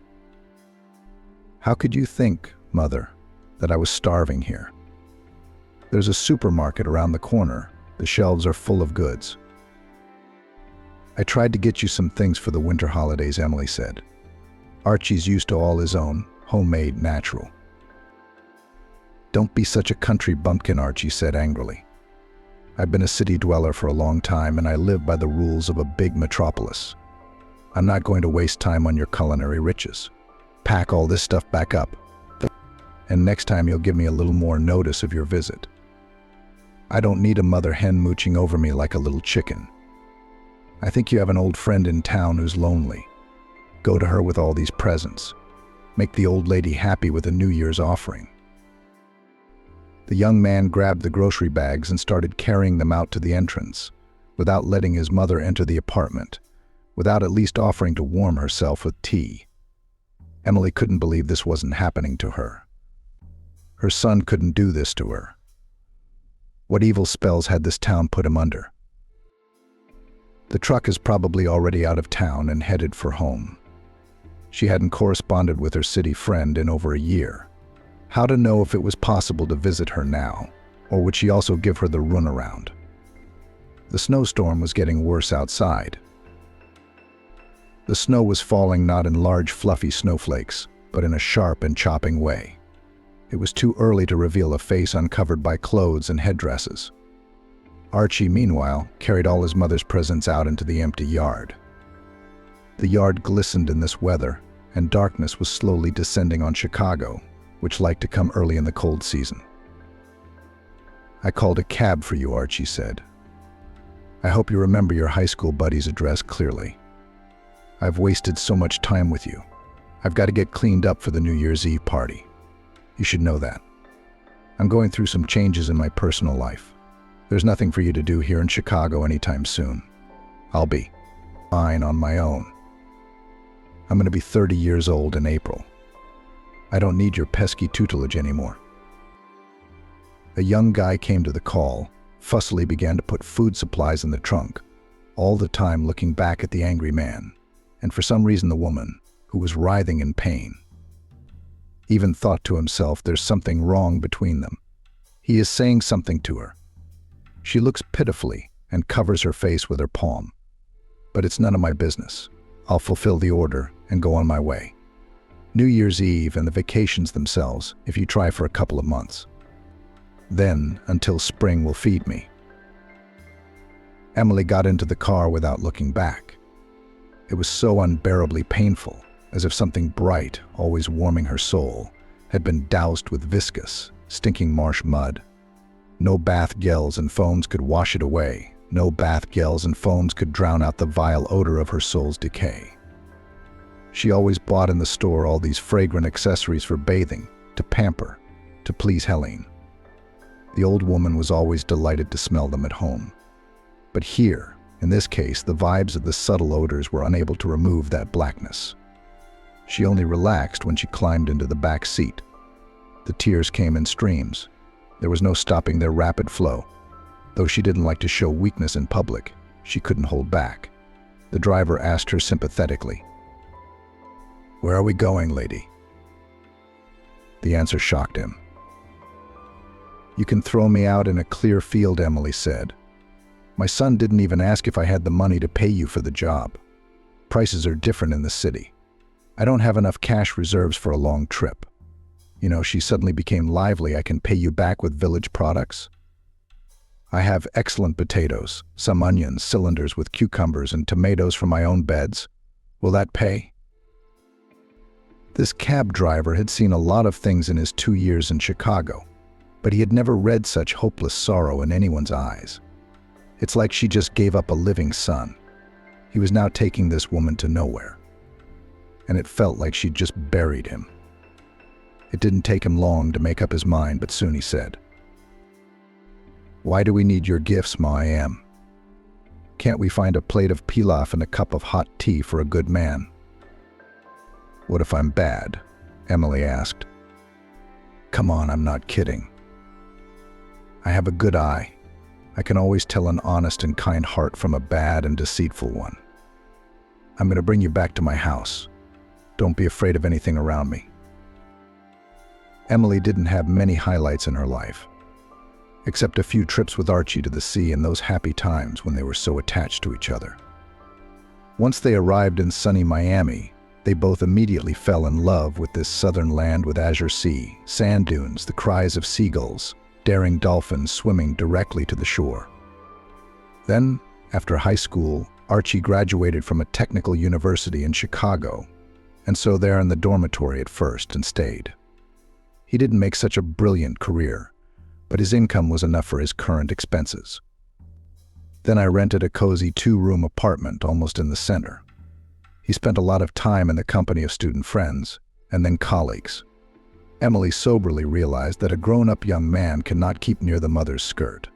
In her hometown in the last 2 or 3 years, he no longer visited. Emily didn't own any modern gadgets. All communication was through an old button cell phone. Archie called her no more than once or twice a month, reducing communication to brief questions and answers. And the connection in her backwoods town was stable, but in bad weather it failed. Their estrangement from each other was probably inevitable. But why did it hurt so much today then? Emily visited her son every year under the New Year's holiday with country guests. His current reaction had put her in a stupor. Or had something seriously changed in Archie's soul in this tough town? She hadn't noticed. Only questions were bouncing around in her head right now, and there were no answers. The silent cab driver drove her to the outskirts of Chicago to one of the houses that used to be solidly inhabited by tenants of communal apartments.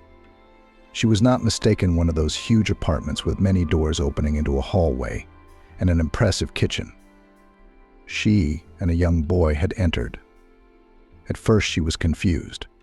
Within the walls of this apartment lived a whole table, which now spilled out of all the rooms to consider the unexpected guest. There was a speech she did not understand, but there was no aggression in its tone. The fellow cab driver stopped all debate in a flash.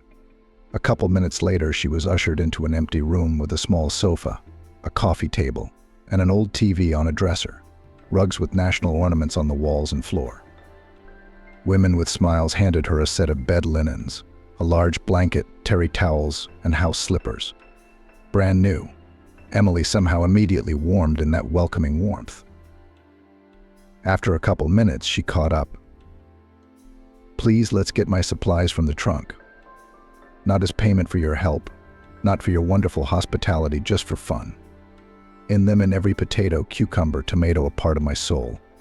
I really want you to feel it." Having consulted among themselves, the residents of the apartment sent a whole delegation to the car, while the cab driver hurriedly snacked on something in the kitchen. An hour later, when her savior, who had been driving all day to feed his family, had long since disappeared in the blizzard, Emily was called into the kitchen. She went in and marveled. There were so many people at the big long table that her eyes were scattered. She thought, what a friendly people. They can't all be members of the same family. At the head of the table sat an elderly woman. Further along the perimeter, younger people. Many children. The men in this tribe from Central Asia were almost all still at work. Their bread in a foreign land was certainly not easy. Emily realized that local traditions and long-established household rituals were familiar from childhood. How difficult it was for these people from distant lands to accept the rules imposed on them and survive in an unfamiliar reality. A leisurely dinner began. The hearty meal was crowned by a large cast iron with a scattering of pilaf, which everyone at the table, as soon as they got a plate in their hands, neatly and skillfully ate directly with their hands. Next to the pilaf was a pile of boiled potatoes sprinkled with coarse salt, which for some reason did not dissolve in the moist steam. Everywhere around the edges were containers of Emily's pickles. One of the young women picked up a green cucumber and took a bite. The other women followed her example, and soon they were clucking approvingly, giving the master a thumbs up in approval. What a strange day it is, Emily thought after dinner. It's only 9 p.m. And already my eyes are traitorously slipping. Not a single person at the table asked her a single question, as if she'd been living with them for 1,000 years. The nearest neighbor then showed her where the bathroom was and escorted her to her temporary abode. Amazing, the woman stated. I don't remember Archie at all. The thread that ties us together, like the umbilical cord between a newborn baby and its mommy, has been severed. The hurt and all the memories associated with him seem to have fallen into the abyss of timelessness. Emily's mind was nothing but a viscous porridge that had had too much water poured into it when boiling. She fell asleep with her head barely touching the pillow. Earlier they had arranged with the cab driver, who had become her good wizard for the evening, that by 6 a.m. he would take her to the bus station for the first bus toward their village. It would be a full 4 hours on the highway to get home. Then, if she was lucky, a hitchhiker. Another half an hour on a dirt road to their village. The district administration promises that the road to their village will be asphalted. But they have been waiting 3 years for the promise. They have been living without a normal road for 30 years. That was the last thing Emily had time to think about before falling into a restful sleep. In the morning, the woman got up so cheerful that she surprised herself. Not a drop of despair after her son's treacherous stab in the back yesterday. Her soul was at peace. Yes, it was all on the doorstep of Archie's apartment. But it was as if the emotion had vanished. No grief, no sadness, no longing. A large cup of coffee and a fresh scone with cheese were waiting for her in the kitchen. One of the older women was carefully placing the same scones in a paper bag for her, gesturing that it was for the road. In her other hand, she held a clear plastic bag containing her jacket, shoved it embarrassedly into Emily's hands, and disappeared behind one of the doors. The cab driver from yesterday came up. Well, Mother? Did you have some fun with my relatives? No. They don't speak Russian very well yet. It was my mother who taught Russian at school in the town of Kant in Uzbekistan. That's why I'm so quick to communicate. She died of a serious illness when she was very young. Since then, I want to help every woman who is old enough to be my mother in some way. I won't hurt the young ones either. Why should I? But I try to be especially attentive to the older ones. I didn't have time to give them everything I didn't give my mother. I missed it. Your son will regret what he did. Yesterday 100 times over. He and I are about the same age, but he hasn't matured into true manly wisdom. They'll come crawling back to you on their knees. You'll remember my words later, but now let's hurry or we'll miss your bus. After the blizzard of yesterday, the city was frozen in snow-white silence. There was hardly a soul on the streets. Only lonely passers-by were hurrying somewhere to go about their business. At such an early hour, it was not even dawn. The sky only turned a pink haze. After gathering her things, nothing else was weighing on her hands. Home to Mama Ellen's house. She missed their home and her mother's caressing hands terribly. Walking lightly to the bus with 2 small bags was almost a pleasure.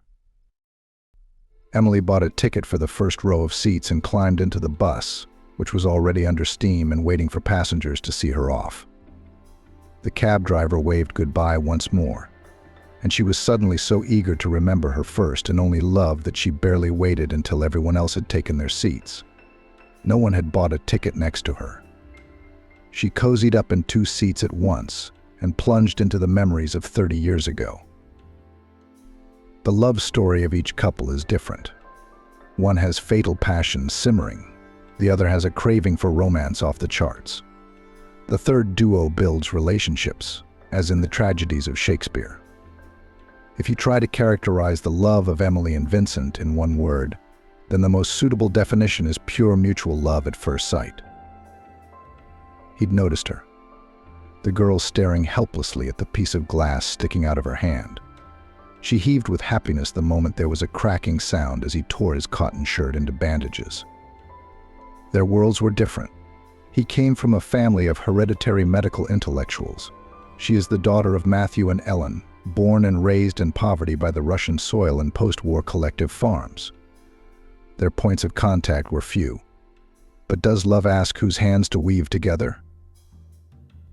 After the day, Vince and Emily had spent all day setting tables side by side in the cafeteria for the students, and then laughing their asses off watching a comedy at the club. They were hardly different. Here's the revised text. It was as if they were glued to each other with glue. While Emily flew into the dining room with a tray in anticipation of her evening date, Vince carefully stacked the watermelons and melons in the truck, then hurried off, never lingering anywhere. People were running toward him. In their endless conversations, they sometimes got lost and misunderstood each other. Emily would tell how her parents ran to the farm at night. The calf could not come into the world, completely tortured the mother cow, and Vince would ask with a frothing at the mouth whether she had read The Master and Margarita by Mikhail Bulgakov. Vince's family has only had this great novel, printed in a limited edition in 1973, for 3 days.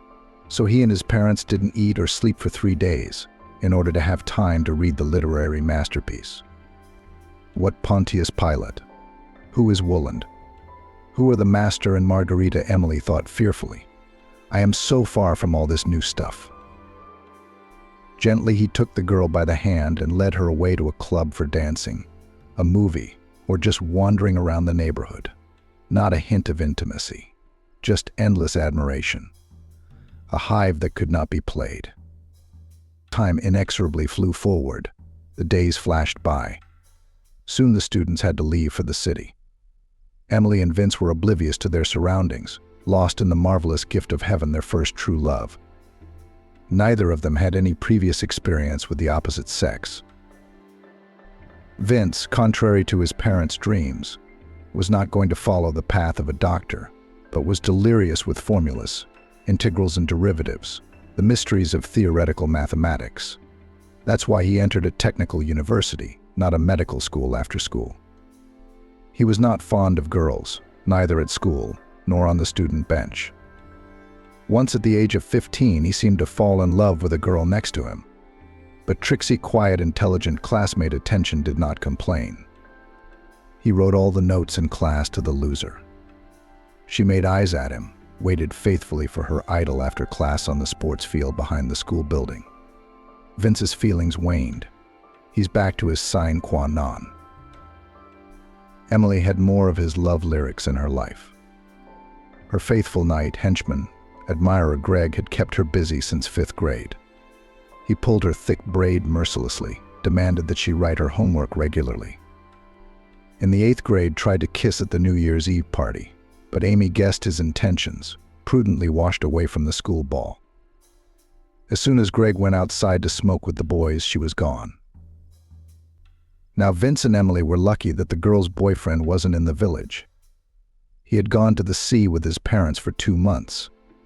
His mother, on occasion a cook, in the pioneer camp from the regional factory, got a job for the hot season. His father, mentor in the circle of skillful hands. There, too, got a job. But they had been on some kind of shift positions before. No one in the village was surprised by their absence this time. Emily's parents noticed that her daughter does not walk, but flies above the ground, but did not interfere in her personal life. The mother only told her daughter, be careful.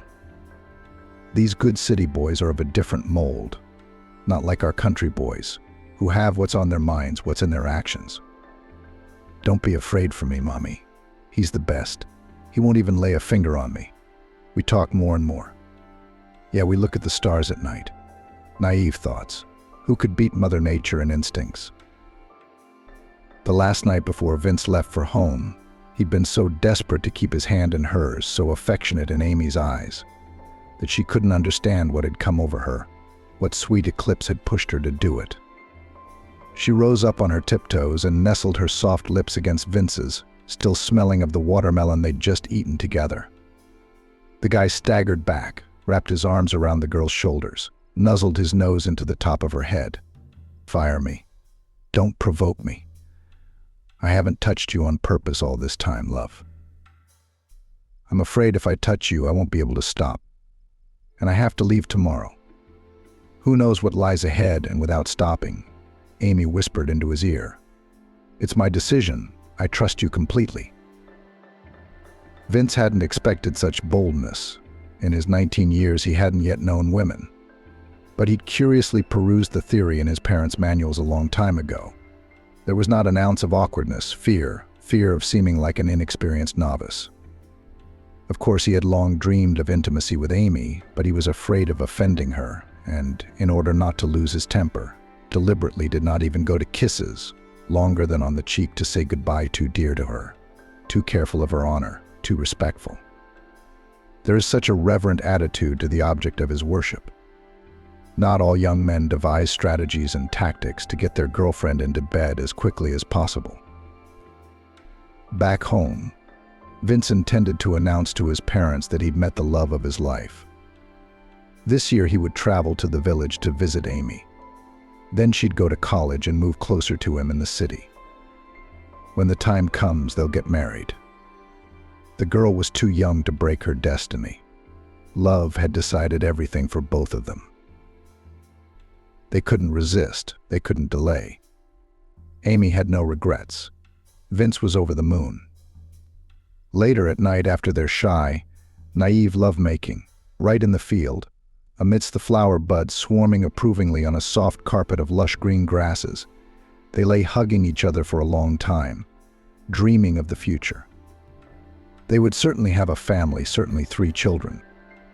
They would have their own cozy nest somewhere in the city. And in the summer they would come to her parents in the village to be once again in the place where they were connected by this dark blue night, with twinkling distant stars. In the morning, a service bus came to pick up the students. They parted easily, with the firm assurance that the next weekend Vince would come to visit his beloved. Vince never arrived. He was gone. Amy hadn't realized that his parents were at home with suitcases, sharing the news. Son, we're so excited. Dad was appointed director of a huge surgery center in the Far East. It's a modern complex. All the equipment there is state-of-the-art. The best specialists from all over the country are gathered under its roof. It's a great privilege to work there. We've already learned everything. There's also a state university nearby with the same mechanical and mathematical faculty as yours. We're flying out the day after tomorrow. Vince turned pale. What are we going to do? We made a deal with Amy. Daily correspondence by mail for now. I left her my address and hers. I promised to write to her on demand. She'll freak out if I suddenly disappear. After dinner, Vince told his mother that he had met an extraordinary girl in the village, that he was in love with her, and that he missed her. The only thing he'd withheld was the fact that he and Amy were close. Having listened to the attuned offspring, the wise woman immediately solved his problem. Went to a neighbor in the stairwell, with whom she was very friendly, and agreed that all correspondence coming to their address, she will immediately send them to the Far East. When she returned, she told her son about the way out of the situation. I thought to myself, I will later return to this issue. If I realize that our boy is really seriously attracted to that stranger. Otherwise he will have new friends, fellow students, new interests, and new girls. Life itself will put everything in its place. All that happened in Vince's family more than 30 years ago, Amy, of course, did not know. She herself, before she could even see the boy off on the bus, had rushed straight home to try out her pen in epistolary style. Yesterday's schoolgirl was not very good at it. She was afraid to write something stupid, so she decided that she would tell her lover on paper how her every day was going. The first pancake is always a pancake. Amy found it very difficult to write a few lines. By the time she delivered it to the post office a day later in a brightly colored envelope with hearts on it, Vince and his parents were boarding a plane at the airport. 10 hours into the flight, the airliner landed at the airport. Petropavlovsk-Kamchatsky was almost a stone's throw away. They would find themselves on the Pacific coast, in Ivaka Bay, which prepared for them a picturesque land. Vince. The parents are a young man himself. Amy, Matthew, and Ellen could not even think that a gray cardinal would interfere in the fate of 2 hearts in love. Vince's neighbor from the family across the hall. The reason is mundane. But it is this small trifle managed to forever turn the fate of the 2 families, putting their lives on a completely different track. The fact is that the neighbor had a very young daughter who had long been in love with Vince. She had already tortured her mother with dreams that when she grew up, she would become Vince's fiancée, his wife. Her mother, who herself had raised the now 13-year-old girl without a father, looked at the family of successful doctors with a distant eye toward a future in breeding. It's nothing that they have now gone to Kamchatka for a long ruble. They left the apartment in her care. They didn't even rent it to anyone. She's been trying for years to placate, to please, to inspire trust, to bake a couple of hearty cabbage pies. One for the neighbor, the doctor's ears. That, with their eternal operations, duty when his family night masterpieces to pamper. Boil strawberry jam half of the jars again to the neighbor dear. She has a whole strawberry bushes on the dacha. Well, it is not difficult for her to share with nice people. So, offerings, good-naturedness, questions and participation and tamed the family of surgeons. She had no time to look into their souls. When she took out the first letter from Amy with bright red hearts on the envelope, she didn't send it anywhere. She hid it in a candy box. Let it wait for its time. The rest of the masterpieces in epistolary style from the girl in love also went there. For the first time, she dared to open a message when the hearts on it were black. Who had failed to do so? It had been 3 months since the neighbors had left for distant lands. Vince's mother pelted the neighbor with questions over the phone. Has anything come for your son? The wily woman held her ground. Anything that came in your name. I dutifully sent to you. Immediately nothing else appeared in your mailbox. Presently she held above the steam this last grim, as she called it to herself, envelope. The letter stirred. It contained only a couple of lines. Vince, I can't keep quiet any longer. I'm pregnant. I'm still keeping it from my parents. But if you don't answer my cry for help, I'm going to go tell them my problem. The mother of a teenage daughter in love, pining for Vince, could not help but destroy such a letter in favor of the love of the young man and his mysterious village girlfriend. Knowing the intelligence of this all-medical family, she had no doubt they would not abandon the girl who had gotten their son pregnant to her fate. Not one, even the smallest, remorse did not arise in the soul of the loving mother when she set the ill-fated letter on fire over the flame of the gas stove in the kitchen. It's all right that the paper burned her fingers a little. No wedding, Vince. With another special way bred and grief herself, and the consequences of her promiscuity. Ellen did not regard the fact of the love child's coming into the world as a nuisance or grief. She was still insanely credulous, ecstatically waiting for any word from Vince. She justified his silence in every way she could, invented 1,000 explanations for why her beloved had not yet responded to her letters. When there was no point in hiding her situation from her parents, Ellen told Matthew and Ellen the truth, that she had no regrets, that she loved Vince more than her life, that she had wanted them to be close. There was no scolding, no anger, no bewilderment on the part of her elders. Mama Ellen put her small but strong arms around her. She looked into her eyes and read something in them that she alone knew. Then she said, as she stamped each word, if your city beau has evaporated forever, it's here without him. Evil tongues in the village do not listen. Big, true love is not given to everyone by fate. People will envy your happiness. And a child from the one you love, isn't that happiness? Remember. My dear, if the heavens gave you a child after your close encounter, it means that your deed was approved by the Lord God Himself. Look at the world with joyful eyes. Give birth. And grandmother and I will always be there for you. The news that Helen would soon become a young mother could not be kept secret in the village for long. Greg, who had returned from the seas, was furious. He even tried to scandalize Ellen. Caught her in the street, so that's what girl did not give a horn. I turn away from the gate. And with the other had time to tumble. The impregnable fortress fell quickly. Or have you always been such a girl? And me just for fun? Ellen tried to walk past the guy throwing angry accusations, but he suddenly rushed to her and frantically began to beg, you don't listen to me. My jealousy has taken root. If it happens that your sweetheart doesn't come back to you, I'll marry you and we'll raise your baby together." Yugi was surprised by such a statement from her longtime admirer. Knowing his tough temper, she didn't believe a word he said. Vince alone held her feminine heart. Looking at Greg, the expression shameful became clear. Her heart grew cold at the sight of Greg. It became icy cold. She wanted to run away at once. She didn't tell the boy about the frost inside her. She thanked him dryly for his offer to be together, resolutely replied that it was impossible. That dialogue somehow became the last straw in her agonizing wait for Vince. It's a sad story of life's twists and turns and the mistakes of youth. When Yuji came home, a letter flew into town without any hearts on the envelope. "Hello, Vince. Today I've decided to marry someone else. You are far away. He is always there. I don't see a future with you anymore. Goodbye. Our love." I was probably just dreaming. Greg is reliable and faithful to me, which is something I value pricelessly in him. It wasn't Yugi's hand that was stroking the piece of paper. It was resentment, bitterness, and disappointment that whispered in her ear that she should write something derogatory, contemptuous, and cruel to her lover in retaliation.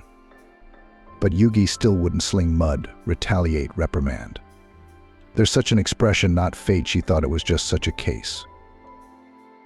The ubiquitous neighbor, who was assigned to send the mail, could not believe her luck. Thoughts fluttered around in her head like birds. The girl's heart couldn't take it. She still turned on the back, gave up Vince. "And that's all me and my daughter want. This letter of hers I will send to the Far East with great pleasure." But her devious plans were not destined to come true. It is not for nothing that people talk about boomerangs. It caught up with her after that despicable act. In love with Vince, young lady in graduate school sharply changed priorities, fell into a bad company, fond of medicines. The mother of a classmate worked in a pharmacy. The boy, left there alone, began to understand the pills. And here the fashion went, and without a prescription they could get them. Alas, the mistakes of youth turned into a great tragedy for all participants in this story. What a pity that misunderstanding and intrigue separated two loving people. Their happiness was so close. Young people did not miss this opportunity. Once, betting on weakness, as I and the whole company decided to try a novelty. The guys drank the medicine in handfuls. Couldn't get the neighbor's daughter out of there. After the funeral, no consolation. The mother didn't last long. Why live if the only beloved blood daughter went to heaven prematurely, she thought. God was even more cruel to her, did not give her a quick demise, deprived her of reason. Only her nephew, the seventh water on the vine, remained among her relatives. Is he going to take care of an abnormal aunt, having registered guardianship over her? Quickly dumped a woman aged from grief in a specialized clinic, and rented the apartment to temporary tenants until then. Disassembling things in the house before the arrival of tenants, all the paraphernalia like old cardboard boxes and other unnecessary junk, he took to the trash cans. That's where the candy box with Vince's letters to Emily went too. Now there's no trace of their once great love. The last evidence of the story had faded into oblivion. In early June, as it was due, Emily had a son. The family named the boy Archie. A sturdy, healthy, smiling, actively growing son, and gave cheek. Grandfather Matthew and grandmother Helen on the price of the soul did not tea. Mama Emily idolized the boy, and each of his features found a resemblance to his favorite. Childhood like all the kids in the village, fields and meadows with variety, vegetables and fruits in the garden and in the vegetable garden. Favorite river with cool water. The animal world in all yards with cows, bird kingdom, frisky cats. Everyone tried not to even hint about Vince's daddy, realizing that his daughter's heart was still aching, and still washed at night with secret tears of her first love. Vince was welcomed at the University of Texas with open arms. His transcript was full of excellent grades. His knowledge was at a high level. Very soon he was able to dive back into his favorite formulas. At first he waited for letters from Emily with such greed and impatience that his father and mother even feared a little for his mental health. Then there was a period of supposed calm. Vince didn't ask about news from his hometown, and his parents avoided the subject. The letter was a verdict on the village affair, and Vince took it a little strangely. It was as if he'd been expecting something like this, ready for it. He didn't want to share the heartbreak with his parents. The energy was boiling, the frustration inside.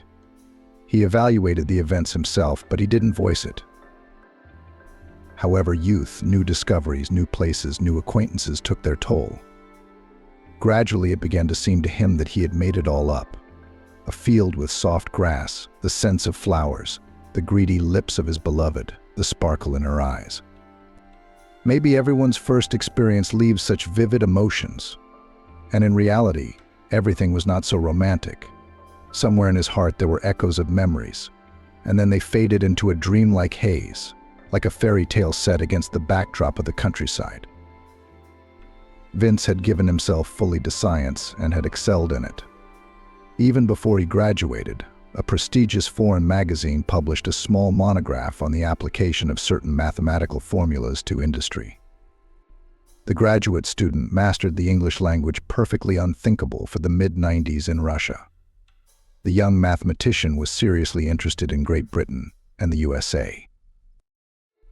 A year after defending his diploma, Vincent was offered a long internship at an American university. After consulting with his parents, he agreed. On the personal front, the technician-mathematician, who showed great promise, was not at all a reclusive monk. He had affairs with fellow students, did not ignore sparkling parties, easily made unburdensome connections with women. His heart was silent, and sometimes he couldn't even remember their names. Vince traveled to the United States alone, and there he suddenly fell in love. His romance with Maggie, a bright brunette wife from Florida who studied psychology at the same university where he was assigned to lecture, was like a tsunami, a typhoon, a love whirlwind, a tornado. When Vince was offered a contract for another 5 years, he accepted enthusiastically.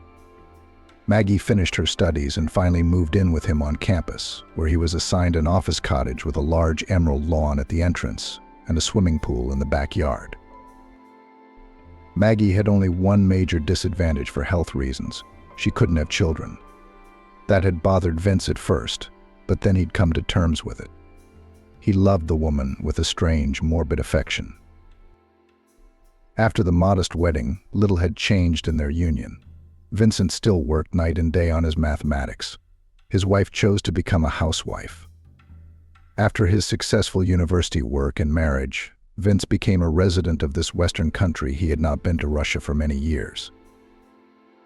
Modern gadgets now allowed him to communicate with the sight of his relatives on a large computer screen. His restless parents wouldn't part with medicine for an hour, even to visit him and his daughter-in-law. Vince and Maggie traveled extensively on the rare days they were free from work. His royalties were getting larger and larger on the basis of the unusual developments he had made. There was already much being implemented in industrial sectors and even in the space field. The essence of his work was so complex that only specialists understood it, and Vince couldn't stop working on new problems. If he had been asked what his life in America was like, he would have said, without hesitation, that it was happy and serene. It seemed that this prosperous era would be endless. But to whom does fate allocate only white joyful stripes? The black ink of sorrow spilled onto the whiteness. After 17 years of happy married life, Maggie unexpectedly fell in love with a young scientist-physicist who arrived, as her husband once arrived in the United States from Latin America for training. The man was unusually good-looking, a fiery mixture of southern blood, penetrating eyes, inquisitive gaze, luxurious curly hair. There was something of blue-blooded aristocrat and macho in his appearance at the same time. He wore his clothes with such elegance on his athletic figure that one could guess the graceful movements of a strong leopard. The female students in his lectures heard nothing of what he was trying to teach them, but only watched him like a hypnotist and a boa constrictor. Jinnah and the newly arrived scientist first crossed paths at a Thanksgiving party. November was chilly that year. The woman, all the while wrapped in a fashionable fur jacket over her evening gown, was saving herself with another shot of whiskey to keep warm. She picked up the glass with the hot drink and reached for the tongs to add ice to the drink. It was at that moment that she encountered the burning eyes of a dark-haired man with striking good looks. They say love is chemistry. The molecules of two bodies and souls collide in the air. Some catalyst intervenes and it's done. That's what happened for Maggie and her new object of attention. They left the party together. The woman didn't care what her husband thought about it. Maggie did not hide the protracted love affair, which became a rope between the two hearts, from Vincent. "I don't care what happens tomorrow, darling. Today I'm madly in love and also madly happy. You don't deserve deception on my part, so I'm saying all of this to your face. Accept it and forgive me. It just happened," she said succinctly. Vince listened to his wife calmly.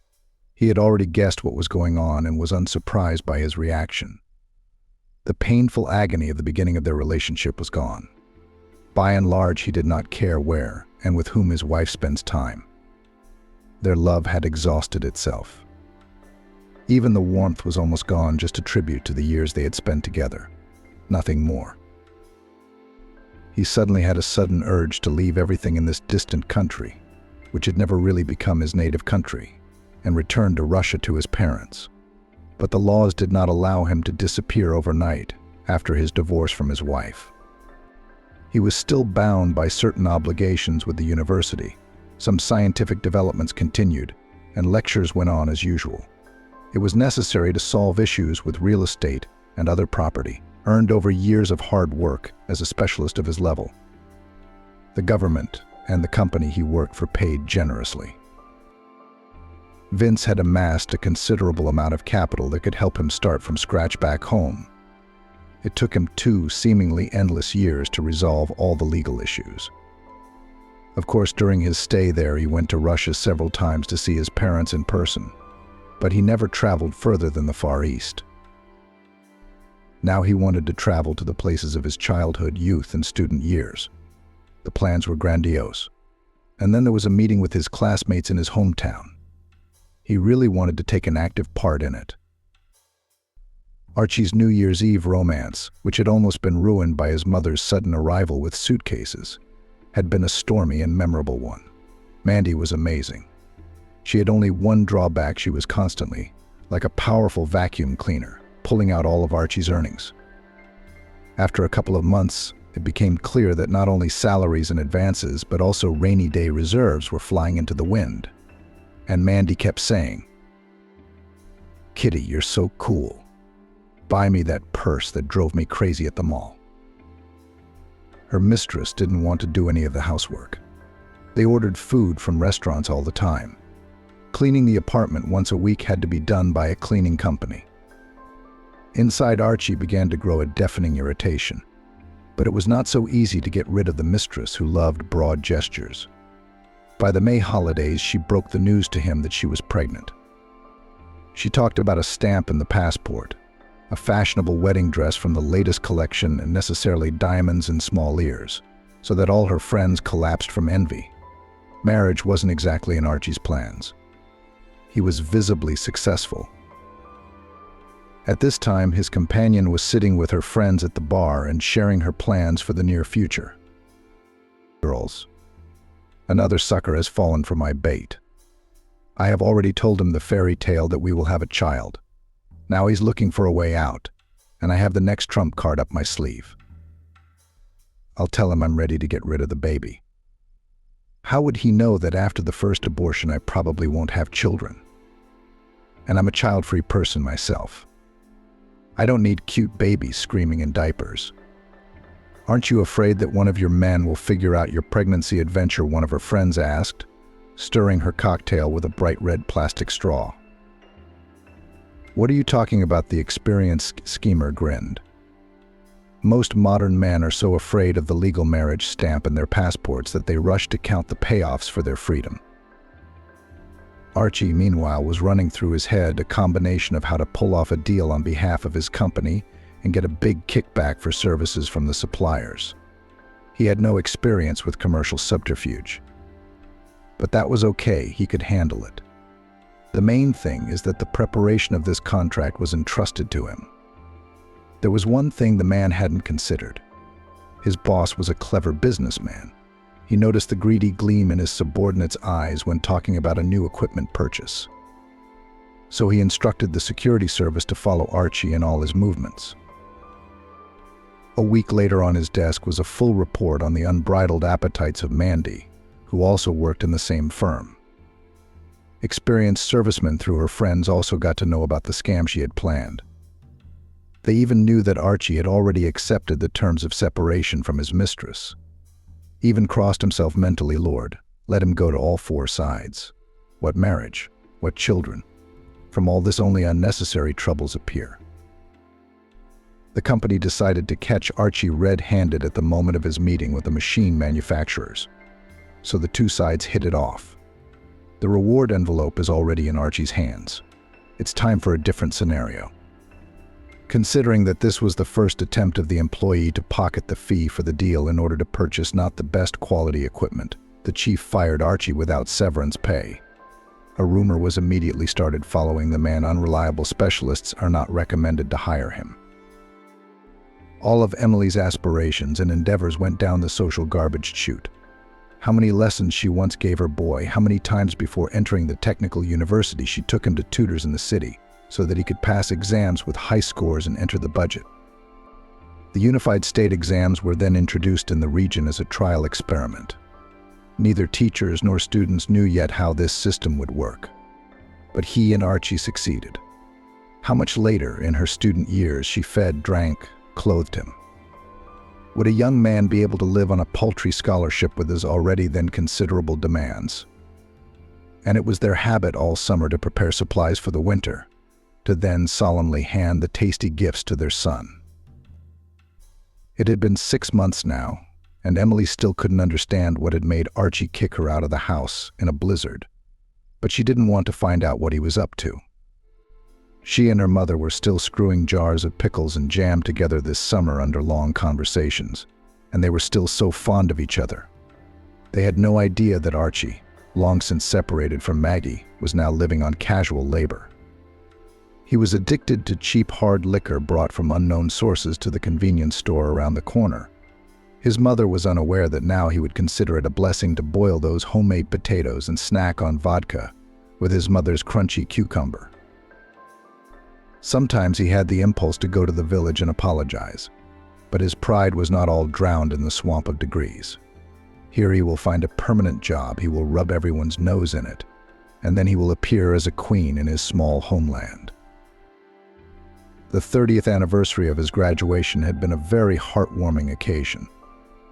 Vincent didn't expect his classmates to follow his academic progress and be proud of him. The city of his childhood and youth had welcomed him very warmly in general. It hadn't changed much. Everything was native and familiar.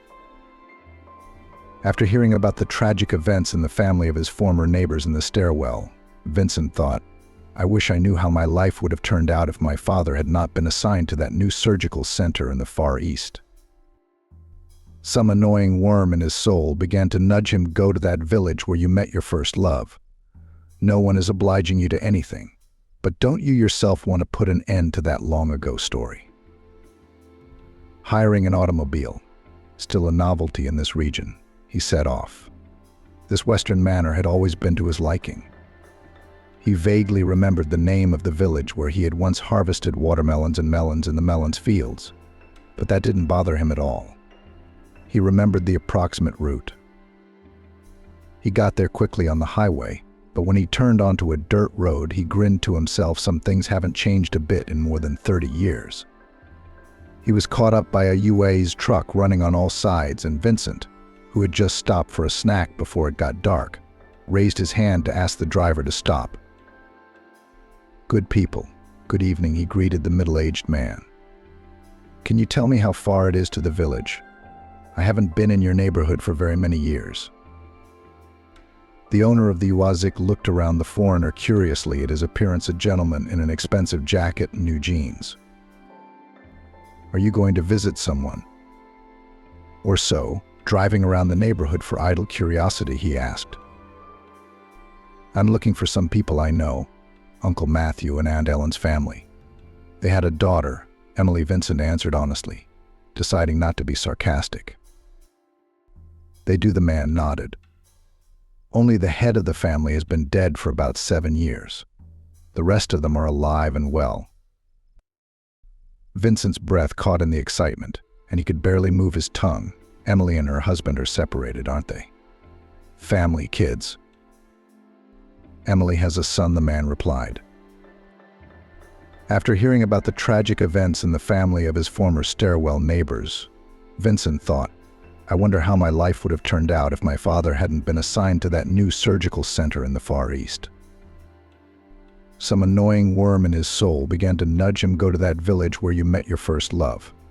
No one is obliging you to anything. But don't you yourself want to put an end to that long ago story? Hiring an automobile. Still a novelty in this region, he set off. This western manner had always been to his liking.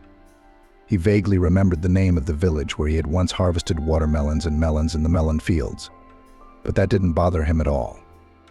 He remembered the approximate route. He got there quickly on the highway, but when he turned onto a dirt road, he grinned to himself. Some things haven't changed a bit in more than 30 years. He was caught up by a UAE's truck running on all sides, and Vincent, who had just stopped for a snack before it got dark, raised his hand to ask the driver to stop. Good people. Good evening, he greeted the middle-aged man. Can you tell me how far it is to the village? I haven't been in your neighborhood for very many years. The owner of the Uazik looked around the foreigner curiously, at his appearance a gentleman in an expensive jacket and new jeans. Are you going to visit someone? Or so, driving around the neighborhood for idle curiosity, he asked. I'm looking for some people I know, Uncle Matthew and Aunt Ellen's family. They had a daughter, Emily. Vincent answered honestly, deciding not to be sarcastic. They do. The man nodded. Only the head of the family has been dead for about 7 years. The others are alive and well. There's a big brat. I even took her to him to town last winter on New Year's Eve. She's never been married. She gave birth to a boy 30 years ago to a student, but he left her when she was pregnant. She's been alone ever since. I asked to see her, but she refused.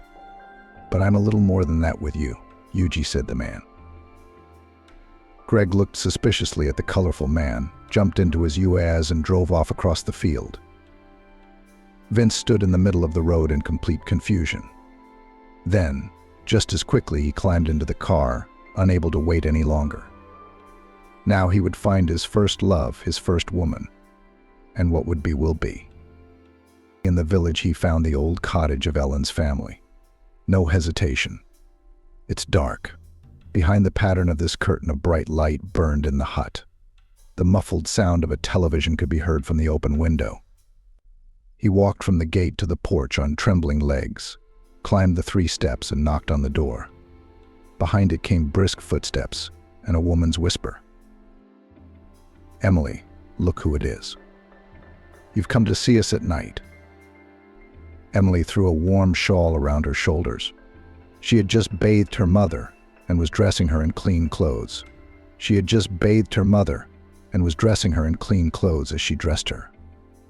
She looked at the guest silently from head to toe and said a phrase that made Vince's heart sink. I knew you'd come back. Every love story may or may not have a sequel. Some endings are like a fairy tale, as happened in this marvelous novel. Listening to the story of Vince and Emily's love story, there's so much irony. You'd think some writer was feeding us fables. It doesn't happen in real life. But it did happen. Emily's wise woman's heart did not set up a judgment on the actions of the man she loved. Sensible masculine heart of Vincent immediately prioritized with mathematical precision, scattered the answers to the tasks at hand. Neither of them knew where the girl's letters had disappeared to. Some evil force had played out for them this sad play of long separation, where they had the lead roles. Archie, who had been working as a loader in a regular store for the second year, decided to go to a beer bar after his shift to relax a little. Lately, he had stopped with stronger drinks, as he began to ruin his liver. Had enough sense to tone it down a bit. The man at the far table seemed vaguely familiar to him. Grabbing a mug with a still foamy cap and a plate of dried shrimp, he headed over to keep him company. Greg, it was him, having settled all his business, stopping at the first bar he could find to grab a bite to eat. He didn't recognize Archie as the unkempt, bearded man who plumped himself on the stool opposite him. "Isn't there any other tables around?" he asked his uninvited neighbor with hostility. "Don't you recognize me, Uncle Greg?" "It's me, Archie. We're from the same village." It was only now that Greg realized that the drunken man looked remotely like Emily's son. Only lower and older, but still he was recognizable. "How's life with you?" "My grandmother's still alive and my mom's still working on her pickles." Archie tried to stretch his face into a wry smile, but his mood suddenly soured. Why did he even sit down with his fellow countrymen? It seemed that he had once been in love with his mother, and now he was going to start teaching him about life again. But Greg grinned good-naturedly and answered, "The whole village is praying for your mother. We have a new road with excellent asphalt. Her husband organized everything and paid the expenses. My grandmother was taken to the Far East, to a surgical center, and was treated a little. She hasn't become active, but she can move around quite well with a stick. And your parents have built such a nice house next to the old house. It's a sight to behold." Archie thought he'd misheard. Why did Uncle Greg say parents and not one mother? It was as if he'd overheard his thoughts. The countryman went on with his story. Archie's parents had a beautiful love story. 30 years later, they were reunited again. Everyone in the village used to think that such things only happened in books and movies. No, I witnessed for myself that a woman's love is strong, strong and faithful. She waited. This story warmed my soul, gave me hope that even at their age, happiness is still possible. Come on, brother, I still have to get home. Shall I say hello to your mother? Or would you deign to show up at their house yourself? I'll take care of it, Archie grumbled. His mood had fallen, along with his ego. The bus pulled away from the bus stop near the village. The driver looked back at the passenger compartment. There was only some vague-looking man getting out, moving his lips all the way, as if he were practicing a speech. Archie was really working hard to find the words he would say to his mother to apologize. But everything that came into his head seemed empty and insignificant. Love for one's family is in actions, not words. Could he earn forgiveness from his parents? The man crept quietly to the ajar gate and peered through the opening. Workers were laboring in the yard near the old house. A picturesque log house of 2 stories stood out next to the construction site. It immediately reminded Archie of some fairy tale log cabin where Santa Claus, forest gnomes, or some other magical characters could live. Everything around breathed coziness, some special domestic charm. His mother walked through the yard in an embrace with a gray-haired man. "Yes, it's going to be a great bath. Don't worry," Maggie the man said. "Ellen's mother will be back from her treatment soon. It'll be a nice surprise for her." He kissed the woman on the top of her head and hurried off to the workers to give them new orders. Emily returned to the gazebo, where the electric kettle was already boiling. A jar of Archie's favorite apricot jam and vases of cookies stood on the table. He pushed the wicket gently open and stepped forward, mentally vowing to himself that he would do everything he could to make his family forgive him and welcome him back into their home. If necessary, he would start his journey again from scratch, from the basics. He now knows exactly what things rule this world. Someday he will teach these truths to his children.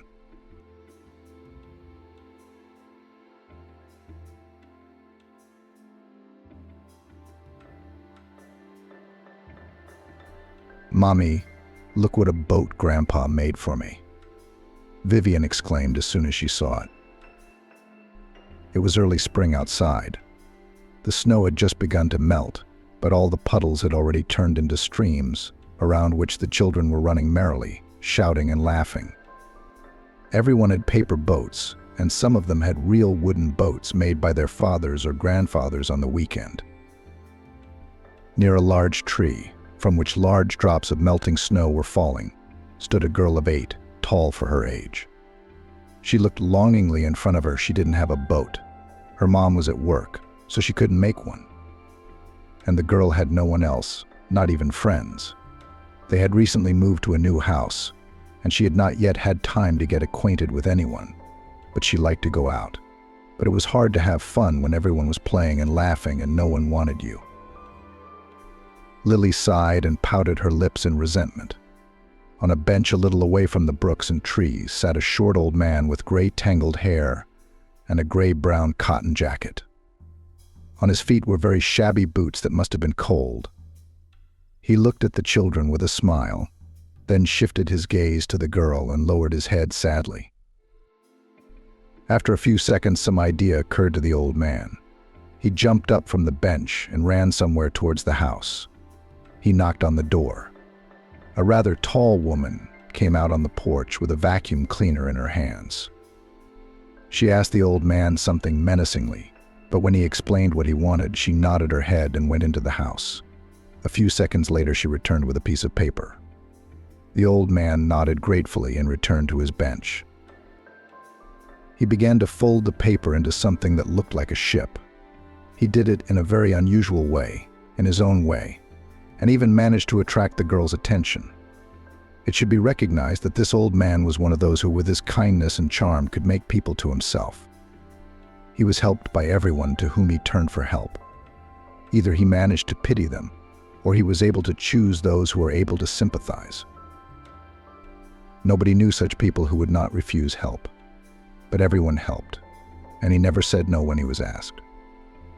Maggie Swan, who lived in a house on the edge of the street, was an old and feeble old woman. She was so weak that sometimes she couldn't carry heavy bags home. Stephen, the old man, was always there to help. Maggie Swan often brought cutlets or soup to his home, an abandoned schoolhouse. Lillian watched the old man with interest as he folded the ship. When he finally finished, he smiled kindly at the girl and beckoned her over to him. Lillian's mom always told her not to go near strangers because they could hurt her, or take her away from her mom. And Lillian had always obeyed her mother's command. But not now. The old man's good-natured smile, curiosity, and desire to play with everyone made her go to the bench. The old man silently handed the girl a small snow-white ship made of thick paper, almost cardboard. It was unusual, not like the others, big, with sails and masts. Lillian did not know that such a thing could be made from an ordinary sheet of paper. Her eyes lit up, and she looked at the old man as if he were a wizard from a fairy tale she had recently read. The old man nodded at the creek where the children were playing and smiled again. The smile lit up Lillian's face. She ran to play with the others, as if this ship was a ticket to a world of friendship and children's games. Contrary to her wish, the girl did not put the ship on the water and began to feel sorry for it. She ran with the boys, refused to exchange with the boys who offered their crafts. What Lillian got was attention and a desire to play with her. She didn't need anything else. She turned to see that old man again, but he wasn't there. The bench was empty.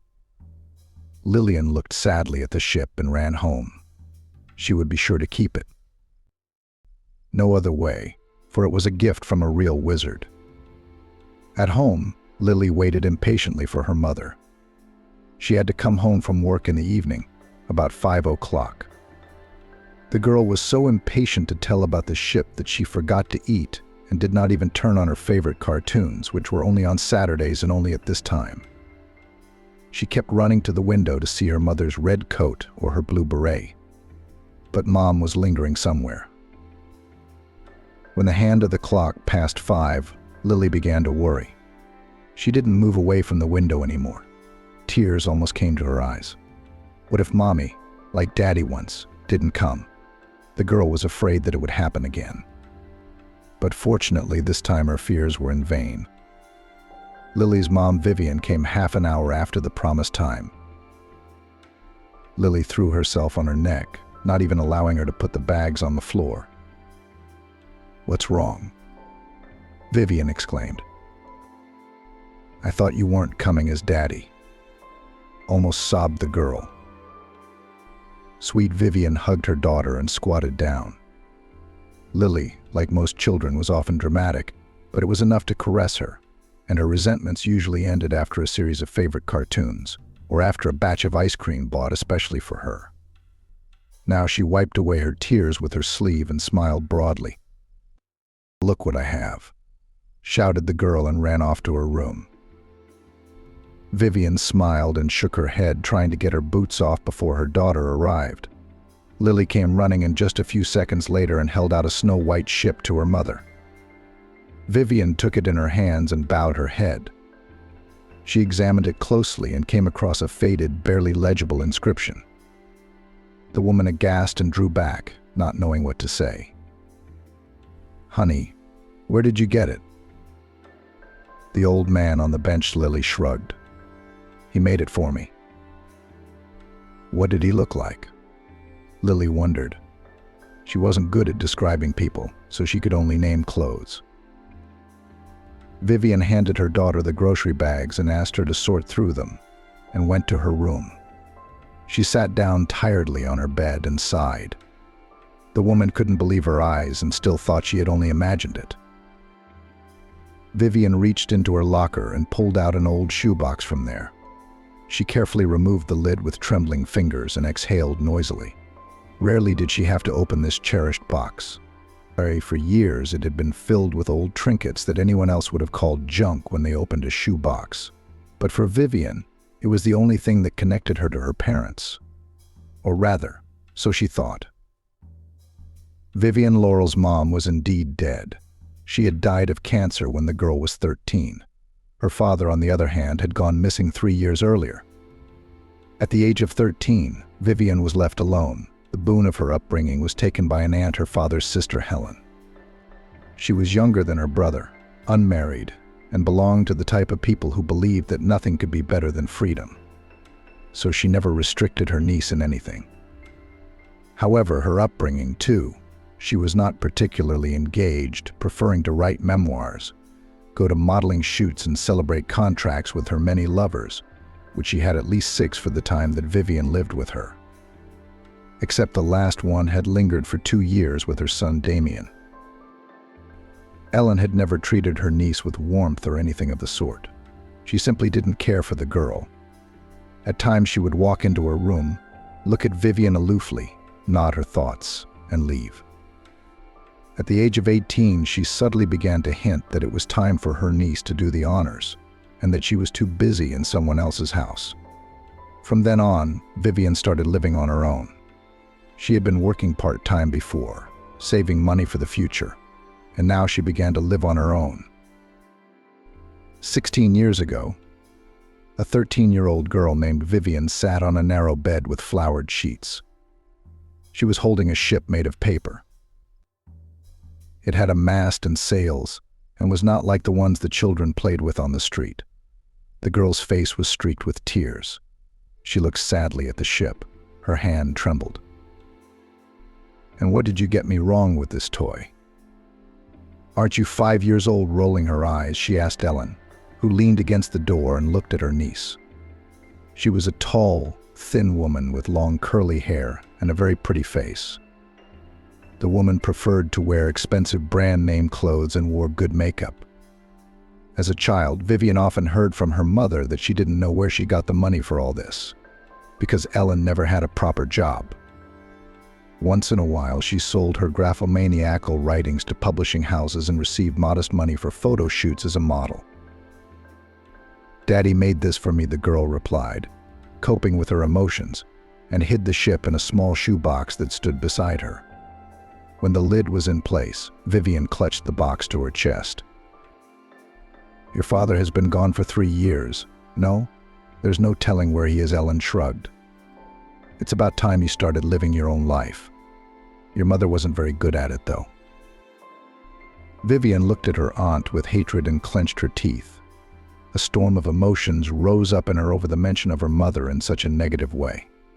The girl understood that she should not quarrel with her aunt, with whom she would have to live for a long time. But she was not going to listen to such statements about her mother. It's a memory of him. Only he made ships like this, I know, because no one else had them. He used to leave his signature by folding the sheet in a special way. Would you like me to show you? Ellen held up her hands, shook her head. Looking at old paper always made me ache. When he had nothing else to do, he also stuck it to others. The look Vivian gave her aunt frightened the woman. She opted to remove herself from the small room, leaving the girl alone with her thoughts. There could be no mistake. It was indeed the same ship. The same illegible letters were folded and stamped on the side as on the old, yellowed pieces of paper. Vivian folded the 2 ships and closed her eyes. What if I'm just making this up to myself? The woman shook her head. Nothing had been heard from her father in over 19 years. It was as if he had fallen through the earth. And now, after all this time, Vivian sees the same ship. What if it was just a coincidence? But she didn't believe in coincidence. Vivian believed in fate. Maybe it was her desire to have at least one loving relative. Except for her daughter, of course. But she was too young to confide her worries to her.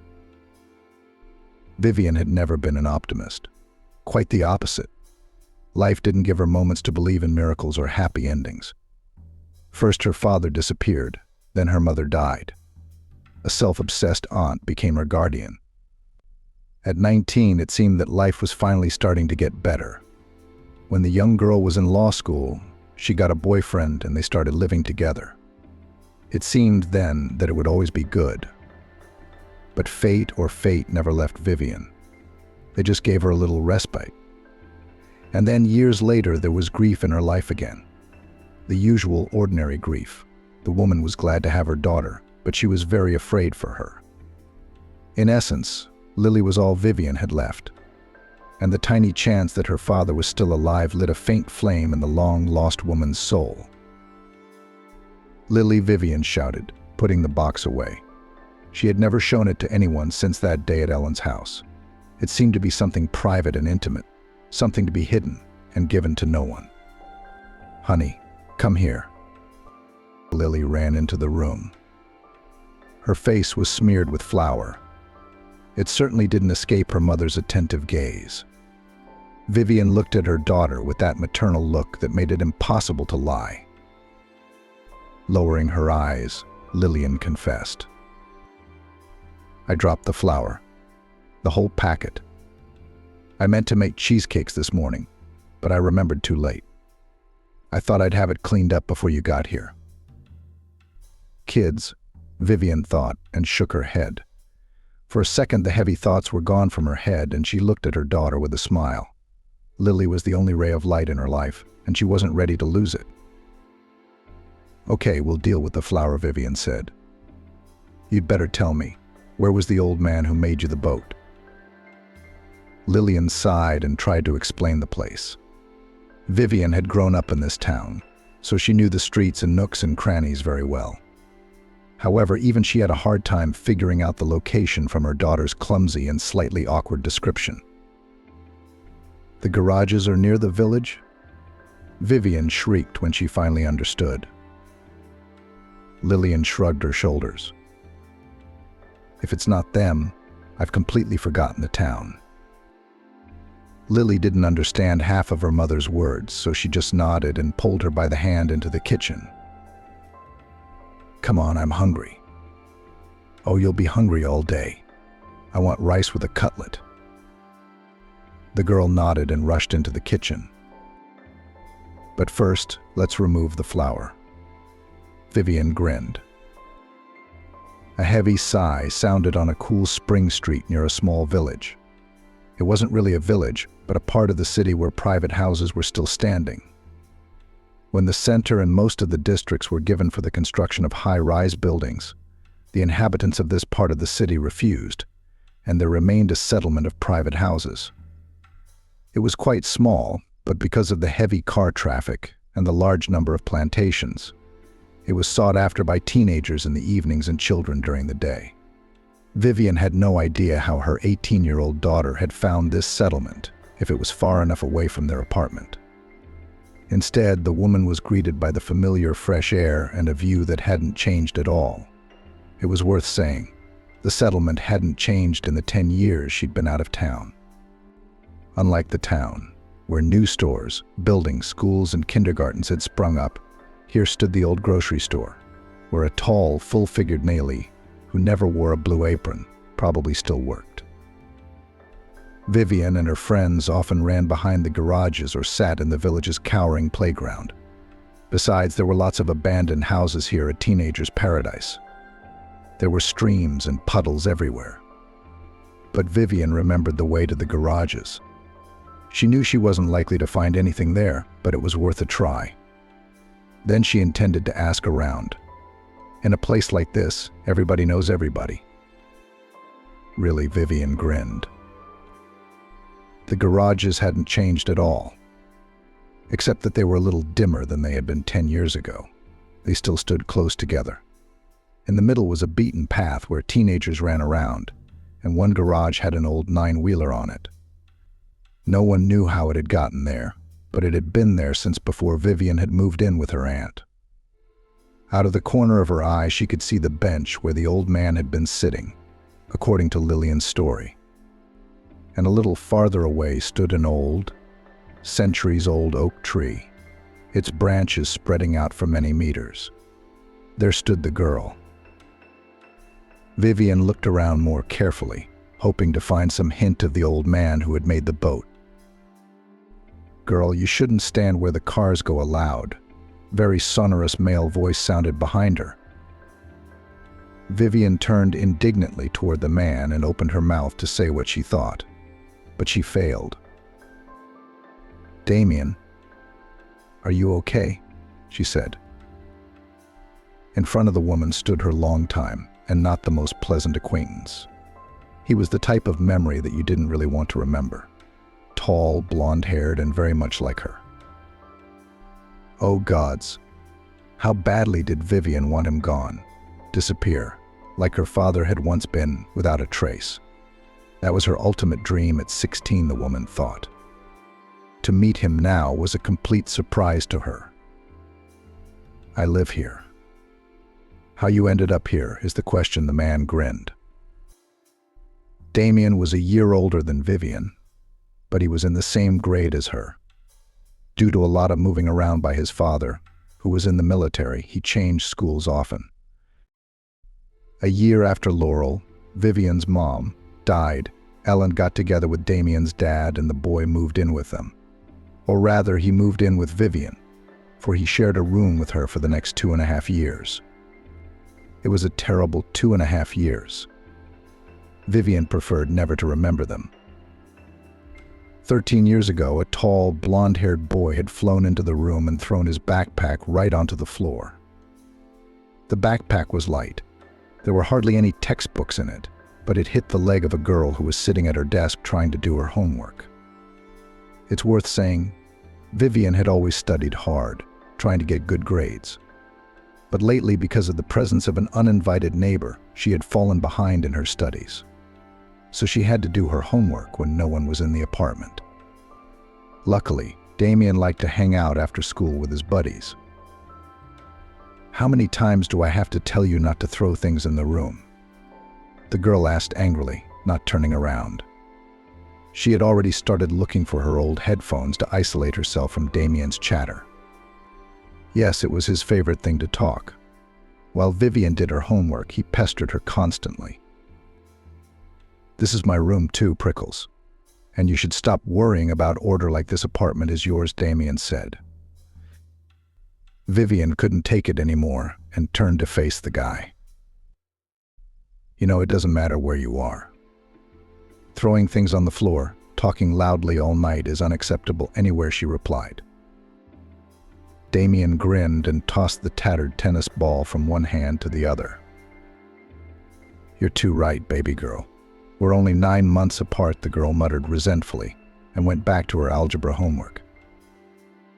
The headphones were finally plugged in, and Vivian could no longer hear Damien's annoying, mosquito-like voice. Not long after that day, Vivian lost her headphones. More correctly, Damien had ruined them, fed up with her ignoring his words. Then Vivian even cried. And now, many years later, she stood in the garages and looked at that same annoying and nasty face. Of course, they were no longer children, and Vivian herself had long since become a mother. But childish resentments don't just go away. That was why she felt a nasty suffocation in her soul, as if there had been an encounter she did not want. However, despite her feelings, Vivian smiled. "I recently moved here," she said. Damien shifted his gloves into another pocket and grinned. "I thought you had an apartment in Springfield, didn't you?" "I sold it," Vivian answered briefly. "And no, I don't want to talk about what happened." The man grinned. The familiar dimples appeared on his face. He was standing quite far away, but even from that distance Vivian could see the familiar light in his eyes. "Do you want to come in?" "I don't live far from here," Damien asked. "Or do you have something to do?" "Next time I will. Right now I've got 44 minutes before my shift starts. And I still have to find the homeless guy the 8-year-old kid described." Damien's eyes widened. He looked at the woman in surprise and grinned again. He didn't seem to understand anything, but he was insanely curious about the homeless man. Vivian didn't know if she should answer Damien, since she never liked him and only did nasty things to him. But sensibly, she briefly described the situation. She realized that it would be very difficult to find the old man without local help. Besides, Damien, like her, was a grown man. It would be foolish to ruin a chance to find a possible father because of a childhood grudge. "So you're looking for the man who made your daughter's boat?" Damien clarified. "I won't ask why you're looking, but I can't help you yet. I just bought a garage here. I don't know anything or anyone yet. But I'll be sure to ask around. Maybe someone can tell me something." Vivian nodded gratefully. She hadn't expected to be so lucky. It was the first time fate had taken pity on her. Given that it was Damien, though. "Give me the number," he said. Vivian looked at him blankly. "I'll call you if I find anything." "Or do you want me to pigeonhole the answer?" Damien snickered. "No," Vivian mumbled. There he was, the real Damien, sarcastic and sarcastic. "Too bad," the man smiled wryly. "I would have had to get your address." Vivian held back the urge to reply and handed Damien a business card. He took it and whistled. "Juvenile Inspector, Senior Lieutenant Adams." "Vivian. Not bad. I never thought you'd be on the police force." "In Springfield, I was a specialist in another field, and here they just hired me to raise kids. I never thought I'd be doing that," Vivian replied. "I didn't see myself as a schoolteacher either." The man chuckled and punched the number into his phone. Vivian's eyes went wide. "What? No way. You were dumb as a cork. How could I be?" Damien rolled his eyes and shook his head. 13 years later, and you're still so self-righteous and self-important." "Who's to say?" Vivian snorted. "All right, well, if you hear anything, give me a call." She hurriedly left without saying goodbye. The thoughts and feelings of childhood returned. Someone will probably say it's strange that they're almost 30 years old. What childish resentments. But for Vivian, immersed in her own problems after the death of her mother and the disappearance of her father, it was the last straw. A drinking aunt, a strange man in the apartment, and a man who took her room and made her worry almost every day. She almost lost her gold medal because of him. and had a fight with her aunt so bad that she threatened to get rid of her niece. It wasn't just a childish grudge, it was something that couldn't be forgotten. "Baby, stay with Aunt Stacy. She'll look after you," Vivian whispered quietly in her daughter's ear. "But where are you going so late?" Vivian sighed. She couldn't tell her daughter the truth. "I was called for work," she replied. Lilia nodded and hugged her mother. "Aunt Stacy, I'll pick her up in the morning then, so I don't wake you up, okay?" Vivian said to her tall, thin neighbor. Stacy nodded. It wasn't the first time she'd stayed with a girl whose mother worked all the time. There were a lot of downsides to raising a child alone. Vivian left Stacy's apartment and went about her business. She got into the old car that had once belonged to her husband and drove off. At 12:30 at night, the bell rang. On the other side was Damien's slightly agitated voice, asking to come urgently to the abandoned school building. Vivian was angry. She just didn't understand what he wanted from her at almost midnight. But he was asking to come urgently. So she sent her daughter to a neighbor's house and set off towards the school building herself, remembering where it was. Night roads were a nightmare for the woman. She hated driving anywhere in the dark. The fear left over from the accident constantly rattled her. But the odd joking text messages Damien sent kept Vivian driving on. She just wanted to remember a couple of self-defense techniques and smash his smug nose in his face for upsetting her daughter and making Vivian herself drive at midnight to an unknown destination. Oh, how angry she was. But there was nothing she could do. She just gripped the steering wheel and read the dumb jokes in Damien's messages out of the corner of her eye. Vivian wouldn't be surprised if she arrived at the building and he was waiting for her with a smile and said he was just bored.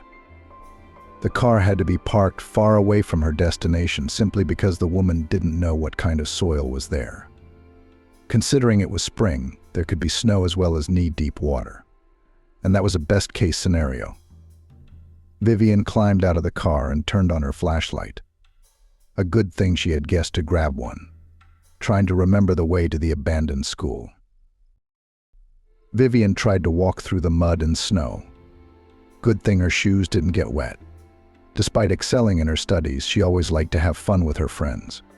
She never lagged behind her girlfriends in relationships, also ran behind garages and came home after midnight tipsy.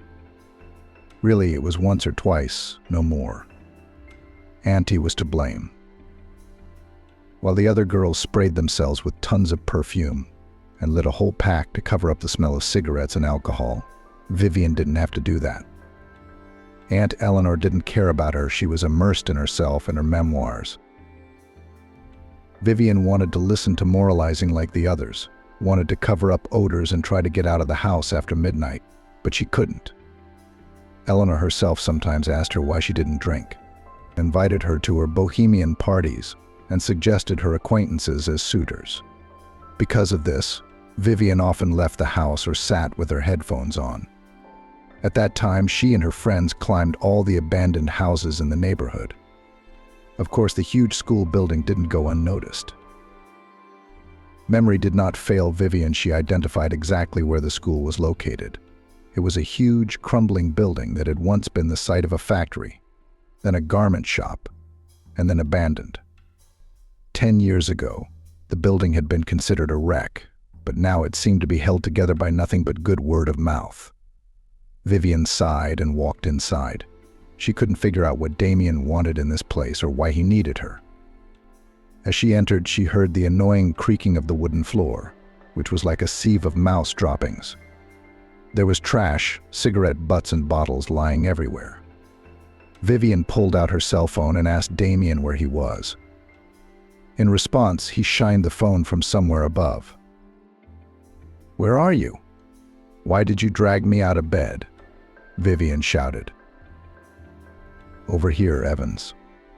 Damien's voice sounded. "Damien." Vivian broke into a run, but the man's warning shout stopped her. Damien was hanging from a hole in the floor on the second floor. Apparently he had fallen through it. He somehow kept his balance and even managed to hold the phone. The floor is very unreliable. You get there, you might fall through it yourself, Damien explained, shining the light on the floor. Vivian nodded. She was well aware of that too.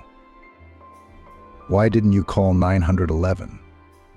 Figured since you got me in here, you'd have to get me out, Damien sighed indignantly. The guys told me about the local homeless guy who lives at the school. They say he walks around, helps everyone, and they feed him for it. Yeah, they give him clothes. Are you sure it's him? Vivian asked excitedly, and then she stopped. Okay, I get it. We'll talk about it later. For now, we need to figure out how to get you out. Shouldn't we call the emergency services? Damien didn't have time to answer. The plank beneath him began to make an ear-splitting creak and squeak. Sure, the height wasn't too great. He would probably survive the fall. But it wasn't just the height. The first floor was full of beams, metal objects and such. If he fell on them, no ambulance would help. Vivian gasped and rushed up the stairs. For a second, she was seized by memories she'd rather not remember. Of that very day, she hadn't heard Damien yell. She only heard the damn boards that creaked like a crunch in her body and generally made too many sounds that just kept the woman from concentrating. She realized that the emergency services wouldn't make it in time. Remembering her lessons on rescuing drowning people, Vivian spun on the floor as soon as she heard the creaking beneath her. She prayed to God that she wouldn't fall.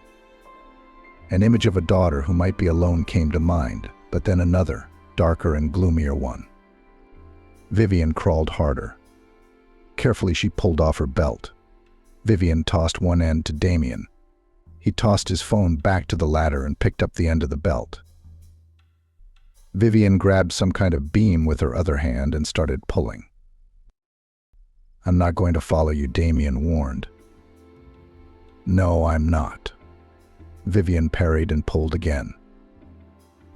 Damien started to crawl out of the hole, but it was painfully slow, and the floor beneath them creaked harder and harder. The man seemed to be stuck, thanks to the thick jacket that kept him from falling. However, it didn't let him get out either. Vivian managed to pull Damien out of his trap, and she was sweating. Her arm ached. When the floor was beneath the man, he crawled slowly toward the flimsy staircase. Vivian went down to the first floor first and sighed in relief as she unbuttoned her jacket. You're crazy, Damien said, leaning against the wall. I remember when we caught a guy last year, and I had to do a lot more pirouettes than that. The woman grinned. A second after she said that, a beam fell a few centimeters from where Damien was. It fell through to the first floor and split in two with a clatter. Both Vivian and Damien stood wide-eyed. About time, Damien said and exhaled. It could have been me. The angry look the woman threw at the boy was unmatched. For a second, it seemed like Damien would have chosen to go back. Why the hell did you call me instead of the emergency services? Have you had enough of life, you idiot? Are you out of your mind? Vivian shouted, approaching the man. You're an idiot and a moron. Are you scared for me? Damien asked, perplexed. Vivian stopped speaking and leaned against the icy stone wall, crying. Tears welled up in her eyes, but she held back as she always did. I'm losing everyone, she said hoarsely. And lately it seems to be my curse. I've lost my mother, my father, my husband. I didn't bury my mother in front of my children as a grown woman. When I was 13. I didn't understand what had happened or how this was possible. My father was out of my life even earlier, starting a series of these events. I was 10. I didn't even have time to memorize what he looked like. If it wasn't for the pictures, I wouldn't have known. Vivian continued in a shaky voice. I buried my husband, not as a gray-haired old woman with trembling hands, but with a child in my arms, a 7-year-old girl who to this day doesn't understand why Daddy left her. And Daddy, at the last second of his life, called me.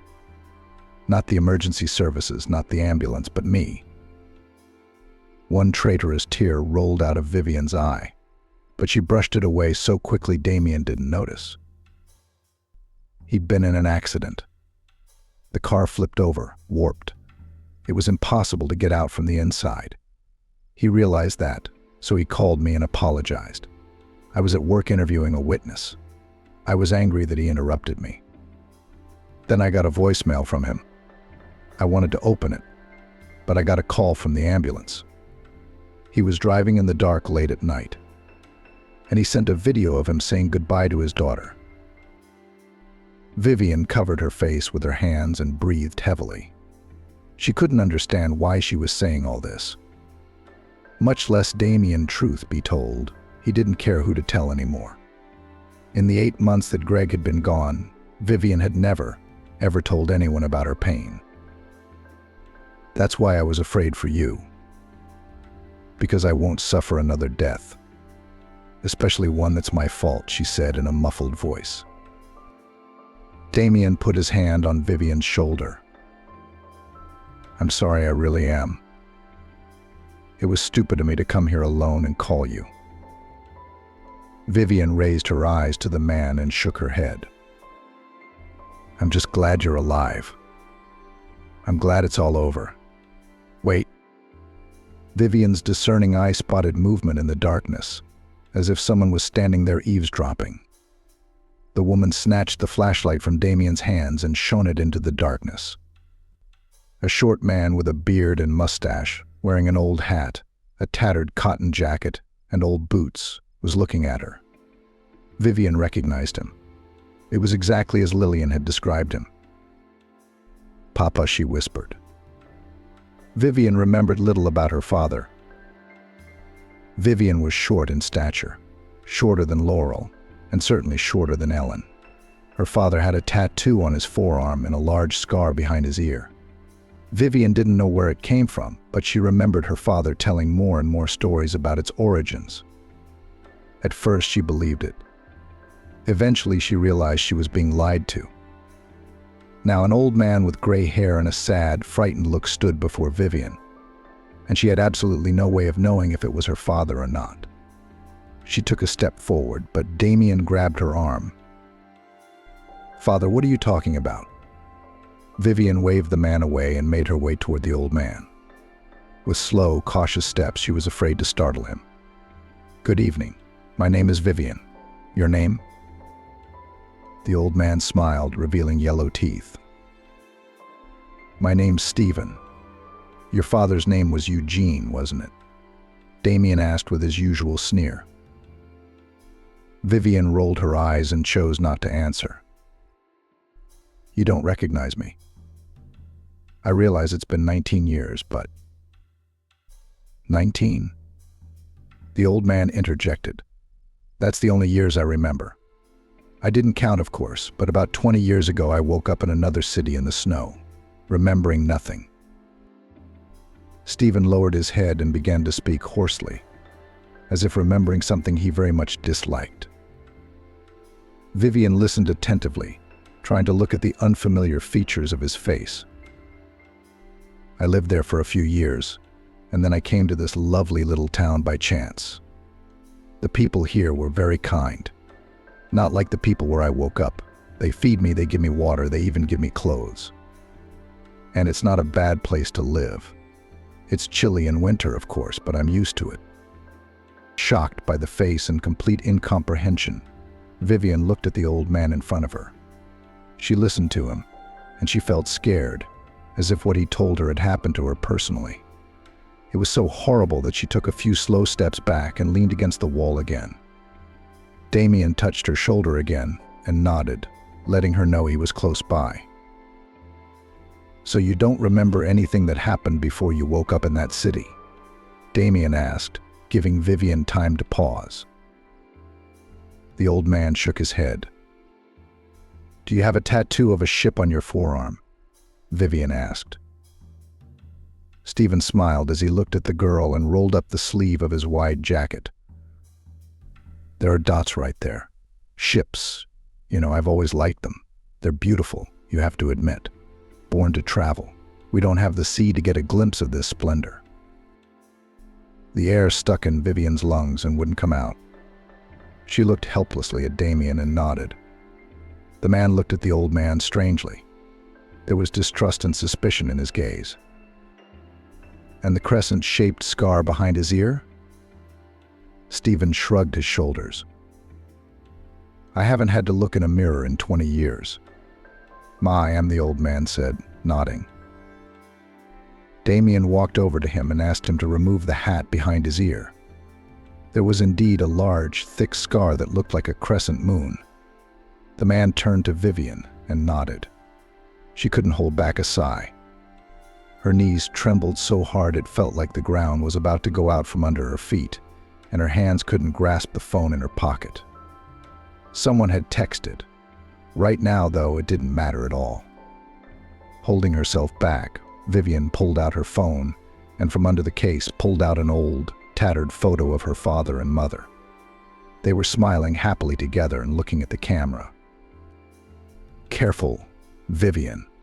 She held the photo out to Damien. He showed it to the old man with a flashlight. "Do you recognize it?" Stephen shrugged his shoulders as usual. "The man, not so much. But the woman looks familiar, and she's beautiful. I think I've even dreamt about her sometimes. Yes, that's definitely her.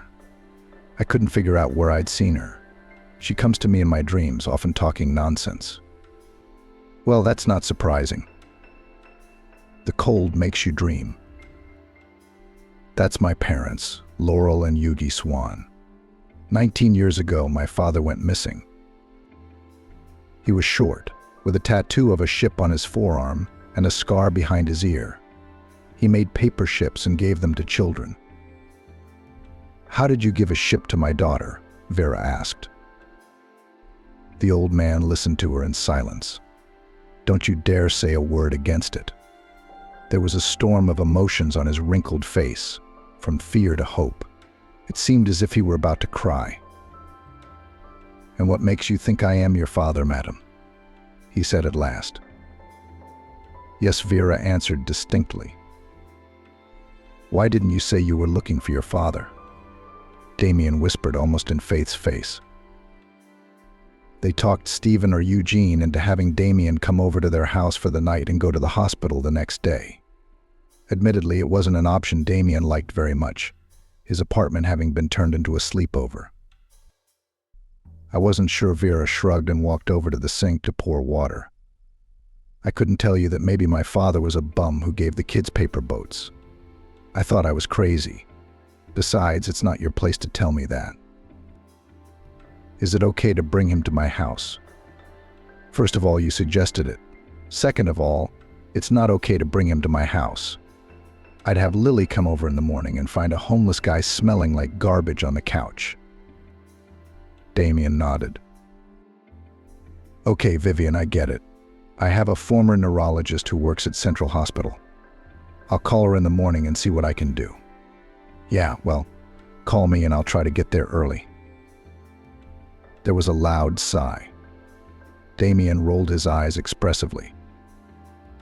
"Where are you going?" "At 2 in the morning. Stay, I've got a great bed. I also have a folding chair bed. Girl, you have clothes to sleep in, don't you?" Vivian nodded. She was very tired and didn't even try to refuse Damien's offer. In the few hours they had spent together, the hatred and bad memories had faded away.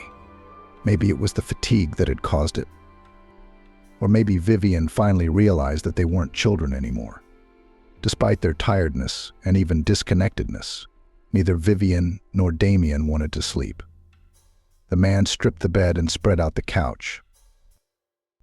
At first, Damien tried to walk quietly around his apartment, but then he realized that it was very difficult to wake Stephen. It wasn't surprising, though. Stephen slept in an abandoned building next door to alcoholics. They hardly behaved quietly at night.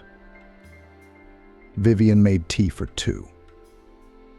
A man came in and plumped tiredly in a chair. "So why a former doctor?" Vivian smiled and sipped her green tea. It should be clarified that Vivian liked to steer the topic away from herself. She hated being the center of attention. The reason for this was that she was afraid, being always in her aunt's house, to be an appendix to the apartment rather than a member of it. Vivian carried this behavior into later life as well. She hardly had any friends. Those couple of colleagues from work and former classmates remained in Kasimov, where the woman had lived for the last 10 years. She did not make acquaintances in the new city, and admittedly, she didn't want to. For example, Vivian met Stacy by accident, having mixed up the doors of the apartment in the building where Lily and Vivian live. Not all the apartments have a number on them, because the house is newly built, and not even all the apartments have been sold yet. Those who have already settled in have put numbers on their doors. Vivian and Stacy, who had just moved in, didn't have time to do that. Late one night, after hanging out with a rude teenager who had been drinking, Vivian came home and got the wrong apartment door. She banged on Stacy's door for 20 minutes before she called the police. It took the police officer a long time to figure out what had happened. Damien grinned and shook his head. Vivian noticed that he was doing that a little too often lately. "Do you care about that?" Vivian shrugged and took another sip of her tea. It was hot and warmed her body. It was only now that she realized how tired and cold she was. "I was afraid," she said reluctantly. "We didn't see eye to eye." Vivian laughed. "It's not for me to know that it's almost impossible to get along with you." Damien smiled. "But that phrase is almost always an excuse. So what happened? Did I cheat?" "No, of course not," the man brushed it off. "She just wanted children. All her life she'd dreamed of a big wedding and a family. And I was 22. I'd just gotten back from the army, and admittedly, I wasn't planning to have kids for the next couple of years. Of course, we tried to live together, to stop quarreling, but in the end, she left." Dina smiled sadly. "I drank tea without sugar. Do you remember? It's nice." "It's hard to forget. I used to run to the kitchen and make you tea 5 times a day because you were lazy. Maybe I liked it when you looked after me." "No, you just liked picking on me," Vivian grinned, glancing at the wall. While Damien was gone, she had time to look around the apartment a bit and was basically surprised. Despite the outside clutter, it was clean. The one-bedroom apartment resembled the one Vivian had lived in with Ellen. A large room, a living room, and a small bedroom. The kitchen, surprisingly, was done in very nice modern colors with a tall table and a few paired chairs. It wasn't hard to realize that the man lived here alone, though. There was one skillet on the stove and one plate and fork in the sink. There was one cup on the countertop. Vivian had to work hard to find the other cup. "So what's your ex-girlfriend's name?" "I get it. You just don't want to talk about it, right?" "Okay, I played along. Her name was Abby, and she's a great name. The girl's a great neurologist and probably a good wife. She's also a mom, had a son a few years ago, and surprisingly, I became his godfather." "No way. I've always found it hard to maintain good relationships with exes. How would I know, though? My husband was my only partner, and he died. So tragic and pathetic. He died and I stayed." Vivian pitched forward and opened her eyes in surprise. "No way. She's 90 years old."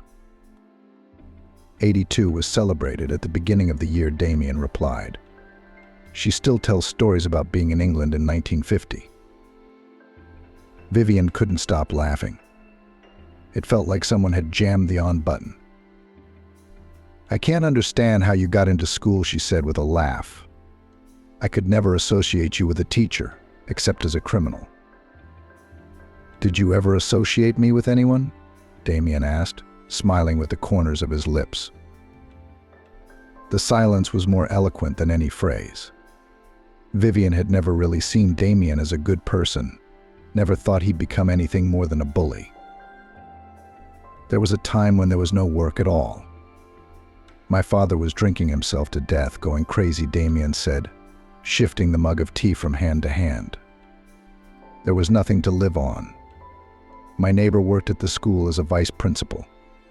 She'd retroactively enrolled me in some kind of teacher training course and got me a job as an OBL teacher in September. Hotabike had just retired. Hotabike? What did they call the old OBL teacher who wore a long beard and was bald? Vivian asked. Surprisingly, I liked it, Damien continued. The pay wasn't great, but it was livable.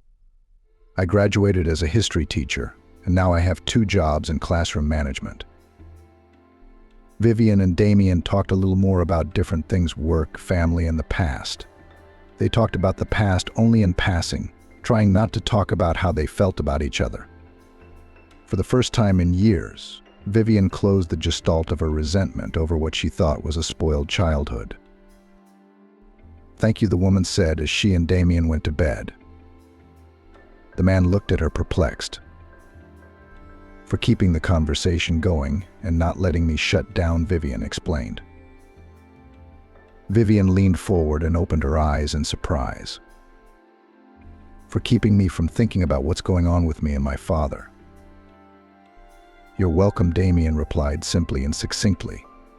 "I've always done this. I'm not used to it."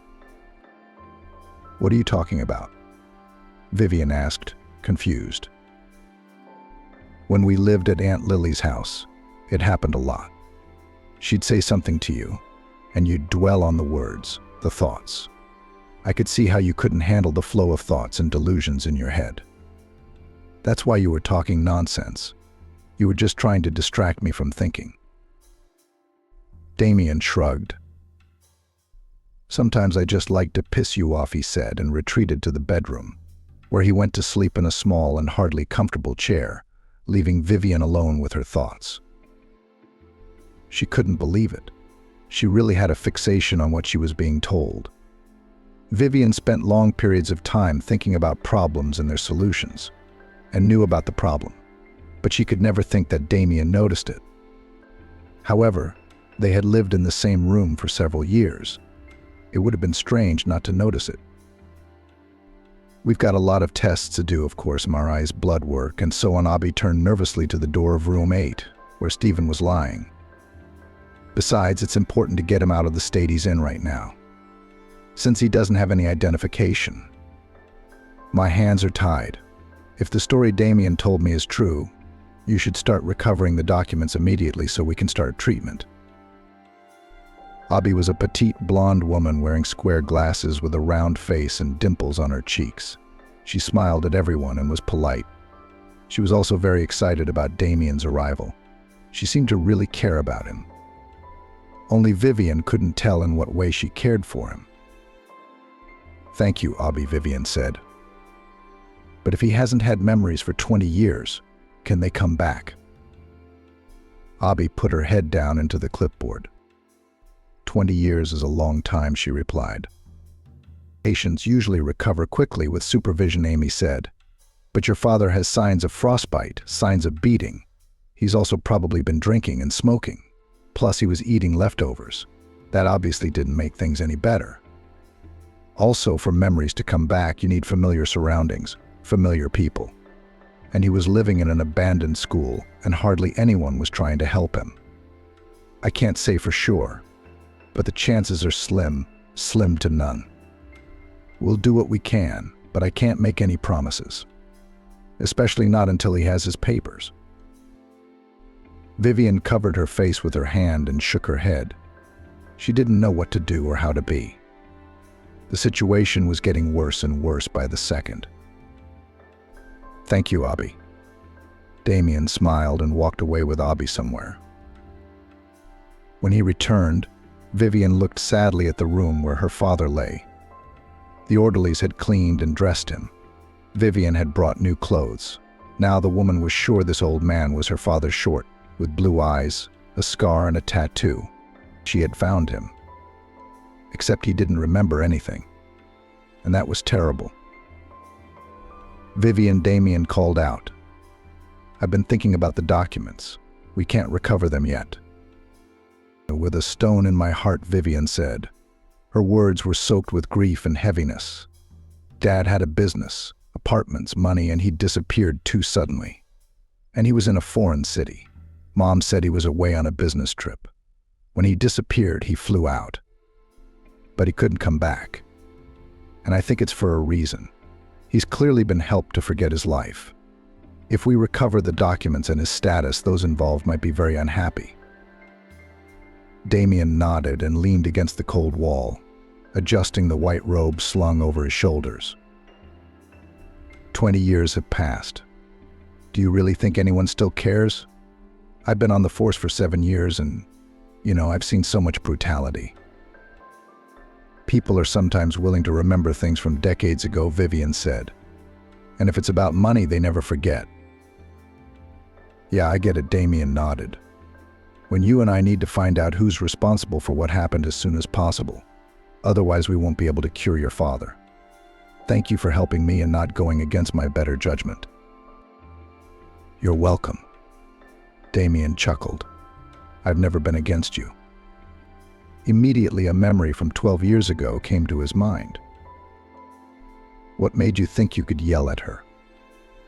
Damien had shouted in the face of Ellen, who was standing in the kitchen with a glass of wine, chewing slowly on an expensive cheese. Why do you think she is to blame for your troubles? She's been here longer than I expected. There's no point in living on my money. It's hard work, and she doesn't realize it, said Helene. Really? And what kind of labor do you do? Damien asked snidely, squinting his eyes. A third sentence a day. Or maybe sleeping with another man. Why are you looking at me like that? I know about your lovers and the fact that you're cheating on my father. So, you should tell him, Ellen whispered. You can't? Maybe because your daddy's a drunk and he's about to be fired from his job. Oh, you won't even have a place to live. So don't cross me, puppy. You got it? From the hallway came the sound of the door opening. Ellen smiled and waved her hand at the floor, where a large purple mug with some writing on it had toppled over. No, Damien shouted. Oh, Damien, how could you break your favorite mug? Ellen asked, deliberately loud. Vivian flew into the kitchen and saw the purple shards with the boy standing next to it. How dare you? Crooked. Hands, you moron, she shouted. Damien sighed and gave Ellen a long look. These were his last days in this apartment, because soon this woman would kick both him and his father out. Damien knew that, but even more so, he realized that he couldn't do anything to change his mind, or he'd be on the streets for sure. He was sitting in his house when Vivian called and asked him to come over. Luckily, he had a sick day. After hearing about Vivian's problems, he realized he would have to take a mini vacation. Abby was happy to help open up the sick leave. To briefly talk about Damien, we can say that he is quite a kind person. Yes, in high school, and even in college, he was never known for being overly disciplined and submissive. And without hiding the truth, in the army too, not once fell for the rudeness of his superiors. However, with time it passed, and he began to take everything easier. He never refused to help anyone, but at the same time he was not particularly appreciated in the teaching staff. He often ridiculed other teachers, taking the side of students, realizing perfectly well that he had once been the same. Of course, no one could fire him. He did not break any rules, but good relations could not be built. The once popular boy turned into a man who rarely left the house. Most of his friends had left for other cities, and those that remained had families. Damien rarely went out for vacations, devoting most of his time to work. Vivian was a ray of light in his dull and ordinary life. He even enjoyed going to abandoned houses and trying to find Vivian's father. Damien got in his car and drove to the address. He didn't know what Vivian had in mind there, but he didn't care. Talking to her gave him pleasure. He was no longer thinking about how to make it through the weekend. His head was filled with other thoughts. The door to the Johnsons' apartment was open. "Damien, you come in," shouted a woman's voice from the far room. The man made his way there and saw a large desk piled with folders, with a laptop standing next to it, covered in pictures. "What kind of archive file is this?" Damien grinned and threw his backpack on the couch. "I had an acquaintance from the American Home Office send over all the documents for my father's missing persons case," the woman said. "And how did he send them so quickly?" "That you traveled overnight to Denver to get them," Damien wondered. "Vivian, you're a weirdo." She waved him off and walked over to the stack of folders. "Let's go look at everything." "Are you going to help or don't you think?" Damien asked, approaching the desk. "I need to find the culprit, or my father won't be able to go back to normal. Let's figure this out. You can take care of the laptop. There's a file on there with all of Dad's biography, his phone records, and his possessions. An acquaintance did a good job, though. He and I worked in Denver before he moved. He just happens to have access to the database, so he's helped me out a lot. Come on, the sooner we get started, the sooner we'll be done. Oh, by the way, Lily's gonna be here soon. We need to figure out what to tell her." A few hours later, the front door slammed and Lily came running into the room. She was happy and cheerful, clearly wanting to tell her mother something. When she saw the strange man, however, she was embarrassed. "Hello," the girl said quietly. Damien smiled and waved. Vivian took her daughter into the kitchen. She was gone for a long time, so the man decided not to waste any time. He continued flipping through the files. His gaze stopped on the largest and most labeled author's file. The man opened it and began to read slowly and thoughtfully. With each line, he was surprised more and more. When he finished, he leaned back in his chair and sighed. Vivian came back in and quietly closed the door.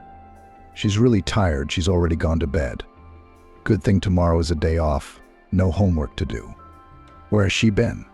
"Late at a friend's house." "Did you find something?" "What do you know about your father's business?" Vivian shrugged. "I was 10. Didn't have much interest in it then, and when I did, there was no one to ask. I also knew why my mother and I didn't get the business. Yeah, they weren't married, so my mom's last name was Swan. We also didn't get Grandma's 4-bedroom apartment. Not for that reason." "There's another," Damien said seriously. "Listen carefully. When your father's firm opened, there was a stipulation that shares could not be inherited through bloodlines. That is, when one of the partners dies or withdraws, all the shares go to the remaining partners in the firm." "Is that legal?" Vivian wondered. "Yes, but it's rare. I suspect your father didn't think much about family when he started the firm. He and Mom got together later. But that's not all. Do you know how many partners there were?" Vivian shook her head and climbed onto the couch with her feet up. 4. Your father, Matthew, Johnson, and Smith. Do you know how many are left now? 1. Johnson. Do you think? Wait. 3 years before your father went missing, Matthew died. Heart attack. 41 years old. That early. That's not the only thing that's strange. The thing is, the will he left behind said his shares were to be inherited by your father. But that's impossible. He had no right under domestic law to transfer the shares to outsiders. But he transferred them to a partner. And your father got a controlling interest and the ability to run the firm almost on his own. But why did Matthew do that? Damien wondered. Matthew, the 3 M's. That's them on the boat my father made for Lily. There was a sign that's on my boat too. The 3 M's. Matthew. I don't remember much about my father, but I do know that my father fell in love with the sea when he met his friend. And everything in the house connected to the sea was connected to this friend. I couldn't remember his name, but I think it was Matthew. So he left a will to his father. Perhaps he knew or felt something. But that's not all. Damien continued. 5 years later, after your father went missing, Smith died of an accident. 5 years is the time frame after which a person is declared dead, Vivian said thoughtfully.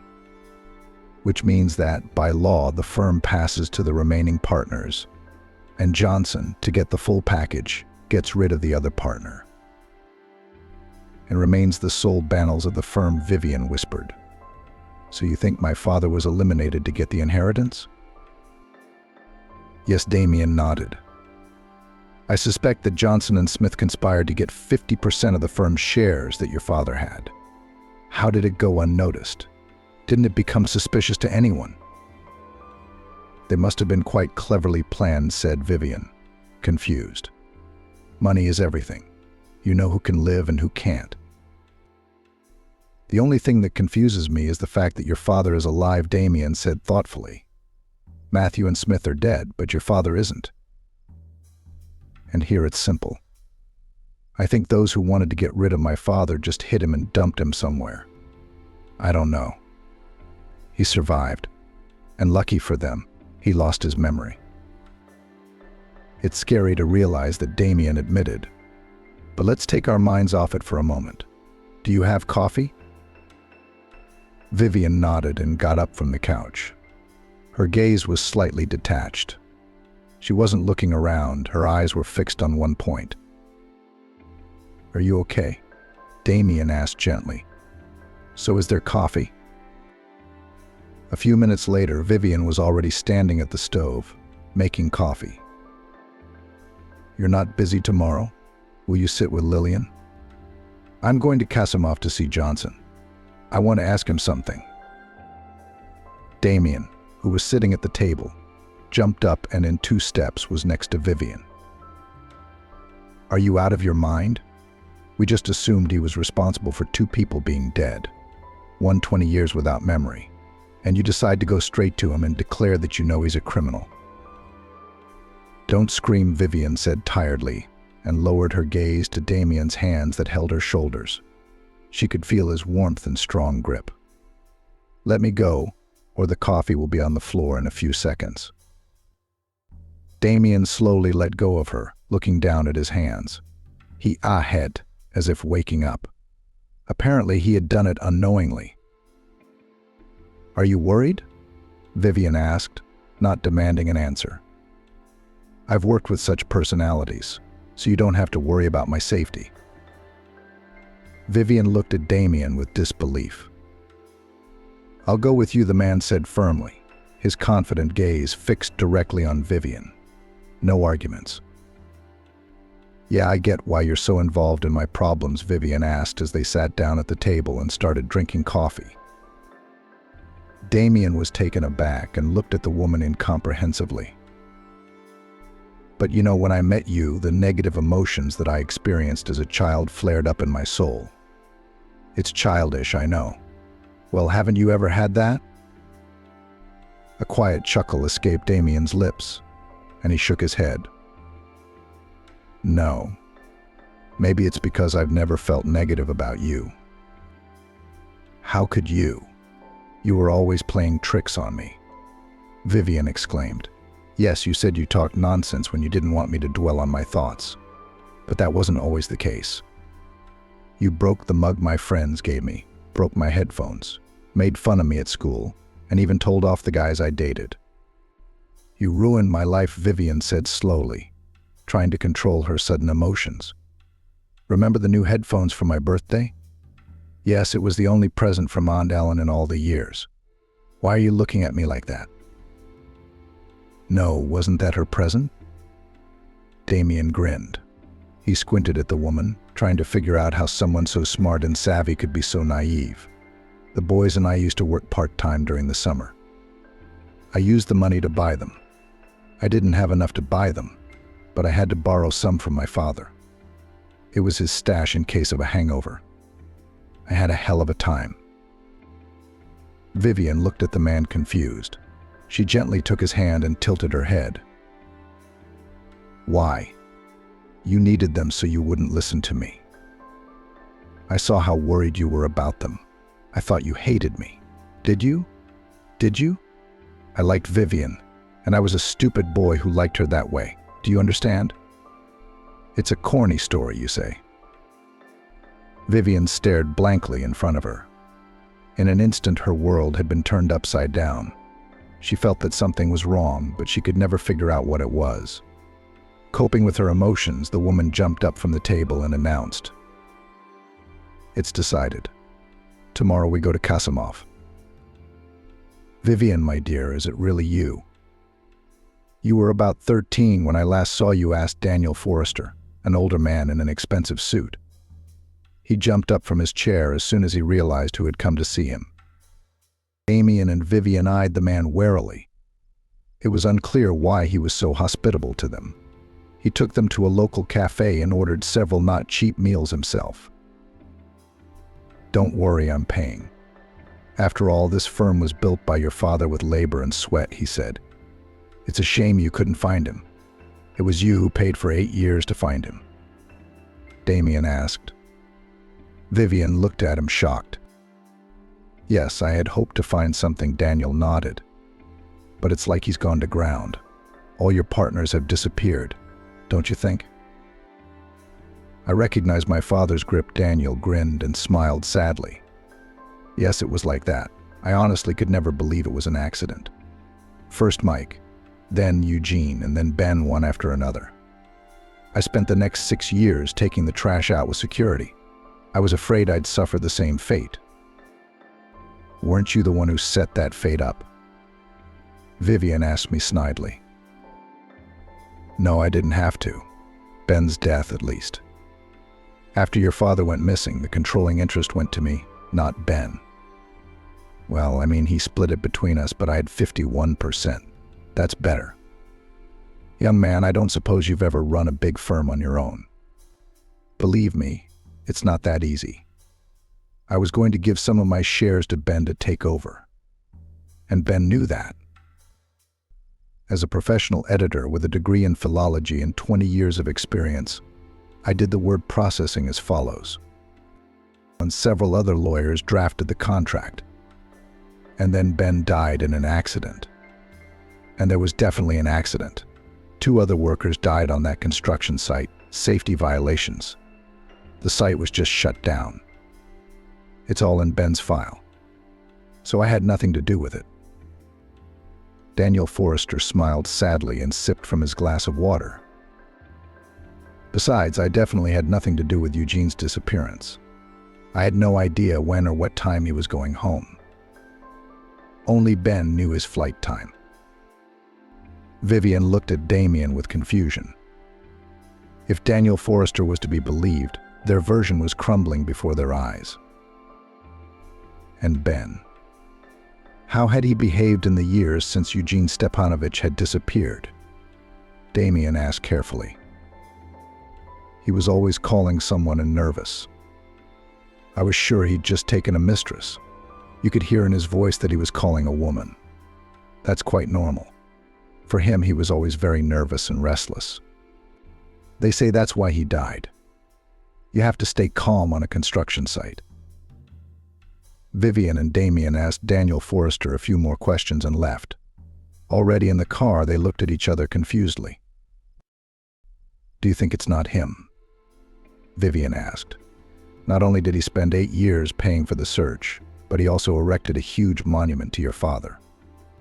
I read in the files he was actually going to give 10% of the shares to Kartashov, which would have made him the leader.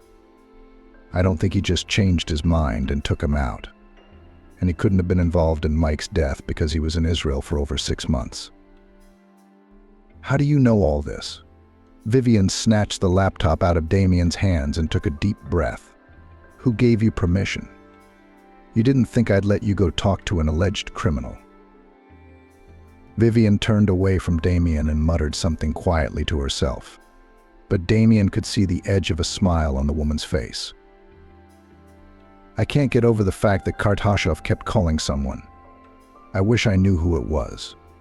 20 years ago, not everyone had a cell phone, and most people called from landlines. So the lady's number could have been saved somewhere. If Kartashov's things were still there," Damien concluded. Vivian grinned and started the car. I read something too. I can't believe you got into the house, Damien whispered and sneezed. Vivian drove them to the house where Kartashov had once lived. Because he had no one, the house was left empty and became just another abandoned building. In fact, no one lives here. So I don't see anything wrong with it, she said. Did you use a tire iron to knock the boards off the windows and get in? Damien objected. Oh, it's nothing. We'll write it off to the teenagers. Vivian shrugged and walked on, shining her flashlight on the way. Here, Damien shouted. Vivian walked over and saw the phone with the phone book next to it. How will we know which number we need? The woman shrugged and opened the dusty old book. Damien and Vivian gasped at the dust that rose. It's been so many years. After all, the book flipped through very quickly, pages skipping, until Vivian saw a number written in red pen.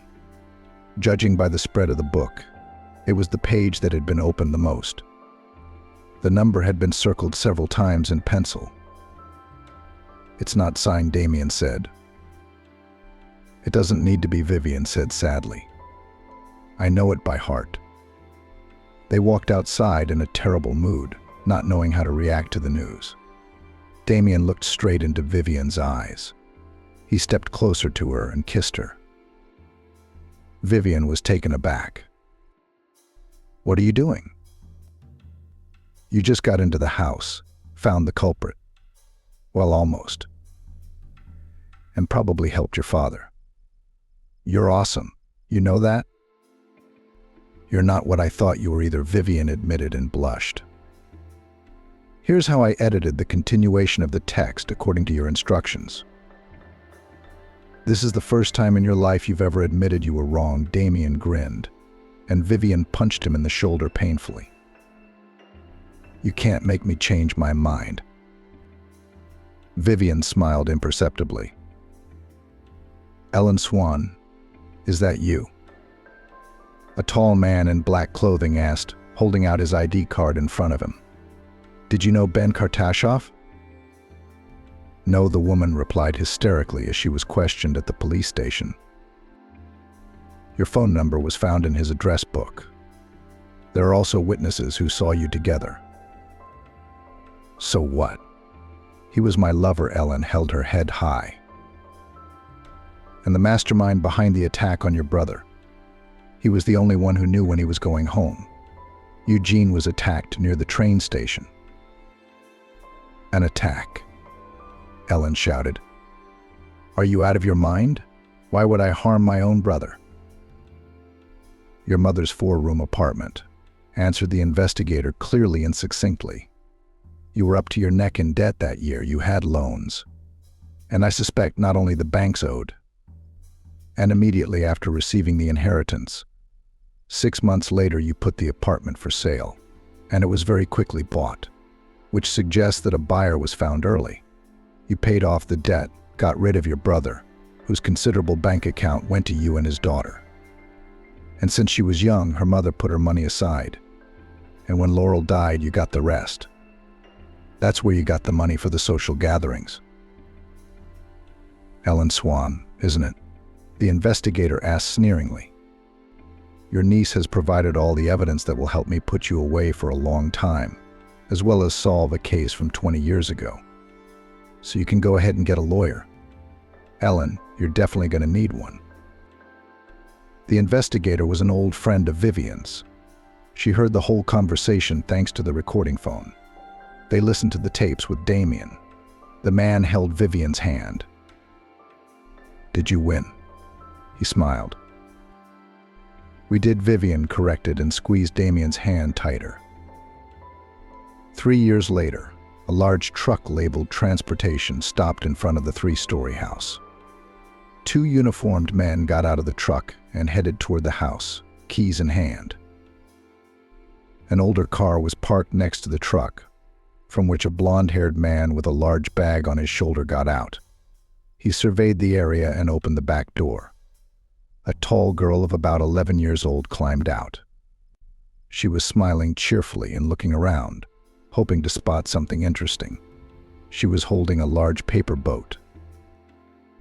A short, bald old man with a beard got out of the passenger seat. "Loaders," he shouted. "Where's Vivian?" "She should have gotten here before us," Damien replied in a warm voice to the old man. "Yugi." Damien shrugged and pulled out his phone to dial Vivian's number. Probably socializing with criminals again. "It's such nice weather and she's at work again," the old man complained. "Nature around here is so beautiful. May had blossomed, the smell of lilacs was everywhere. And the sun was shining so brightly that it seemed as if summer had already arrived. The trees were covered with little leaves. Birds sang on all sides. And the pond behind the house glistened in the sun. It really was grace. Not just nice weather, but Vivian was at work again. She had been spending too much time there lately, Damien thought. "Uncle Damien, look." Lillian shouted and pointed to the road, where a police car with flashing lights was coming at almost full speed. 100 meters from the 3-story building, she turned off the siren and began to slow down. The police car stopped in front of Damien. Vivian jumped out of the back seat and waved to the driver and his partner. "Thanks, guys. I owe you one. Good luck," she said. Vivian turned around to her family and was met with shocked looks. "What about you guys?" "Actually, they took my car, so I had to improvise," Vivian said. "Where have you been? Were you going to miss the housewarming party?" Damien asked. Vivian rolled her eyes and walked toward the house. She was in a great mood, and not even her lover's nagging would ruin this wonderful day. For the first time in years, Vivian felt at home in this unfinished building where new furniture had just been brought in. But this place was truly her own. Her whole family would be gathered under one roof, and for the first time in a long time, the woman felt happy.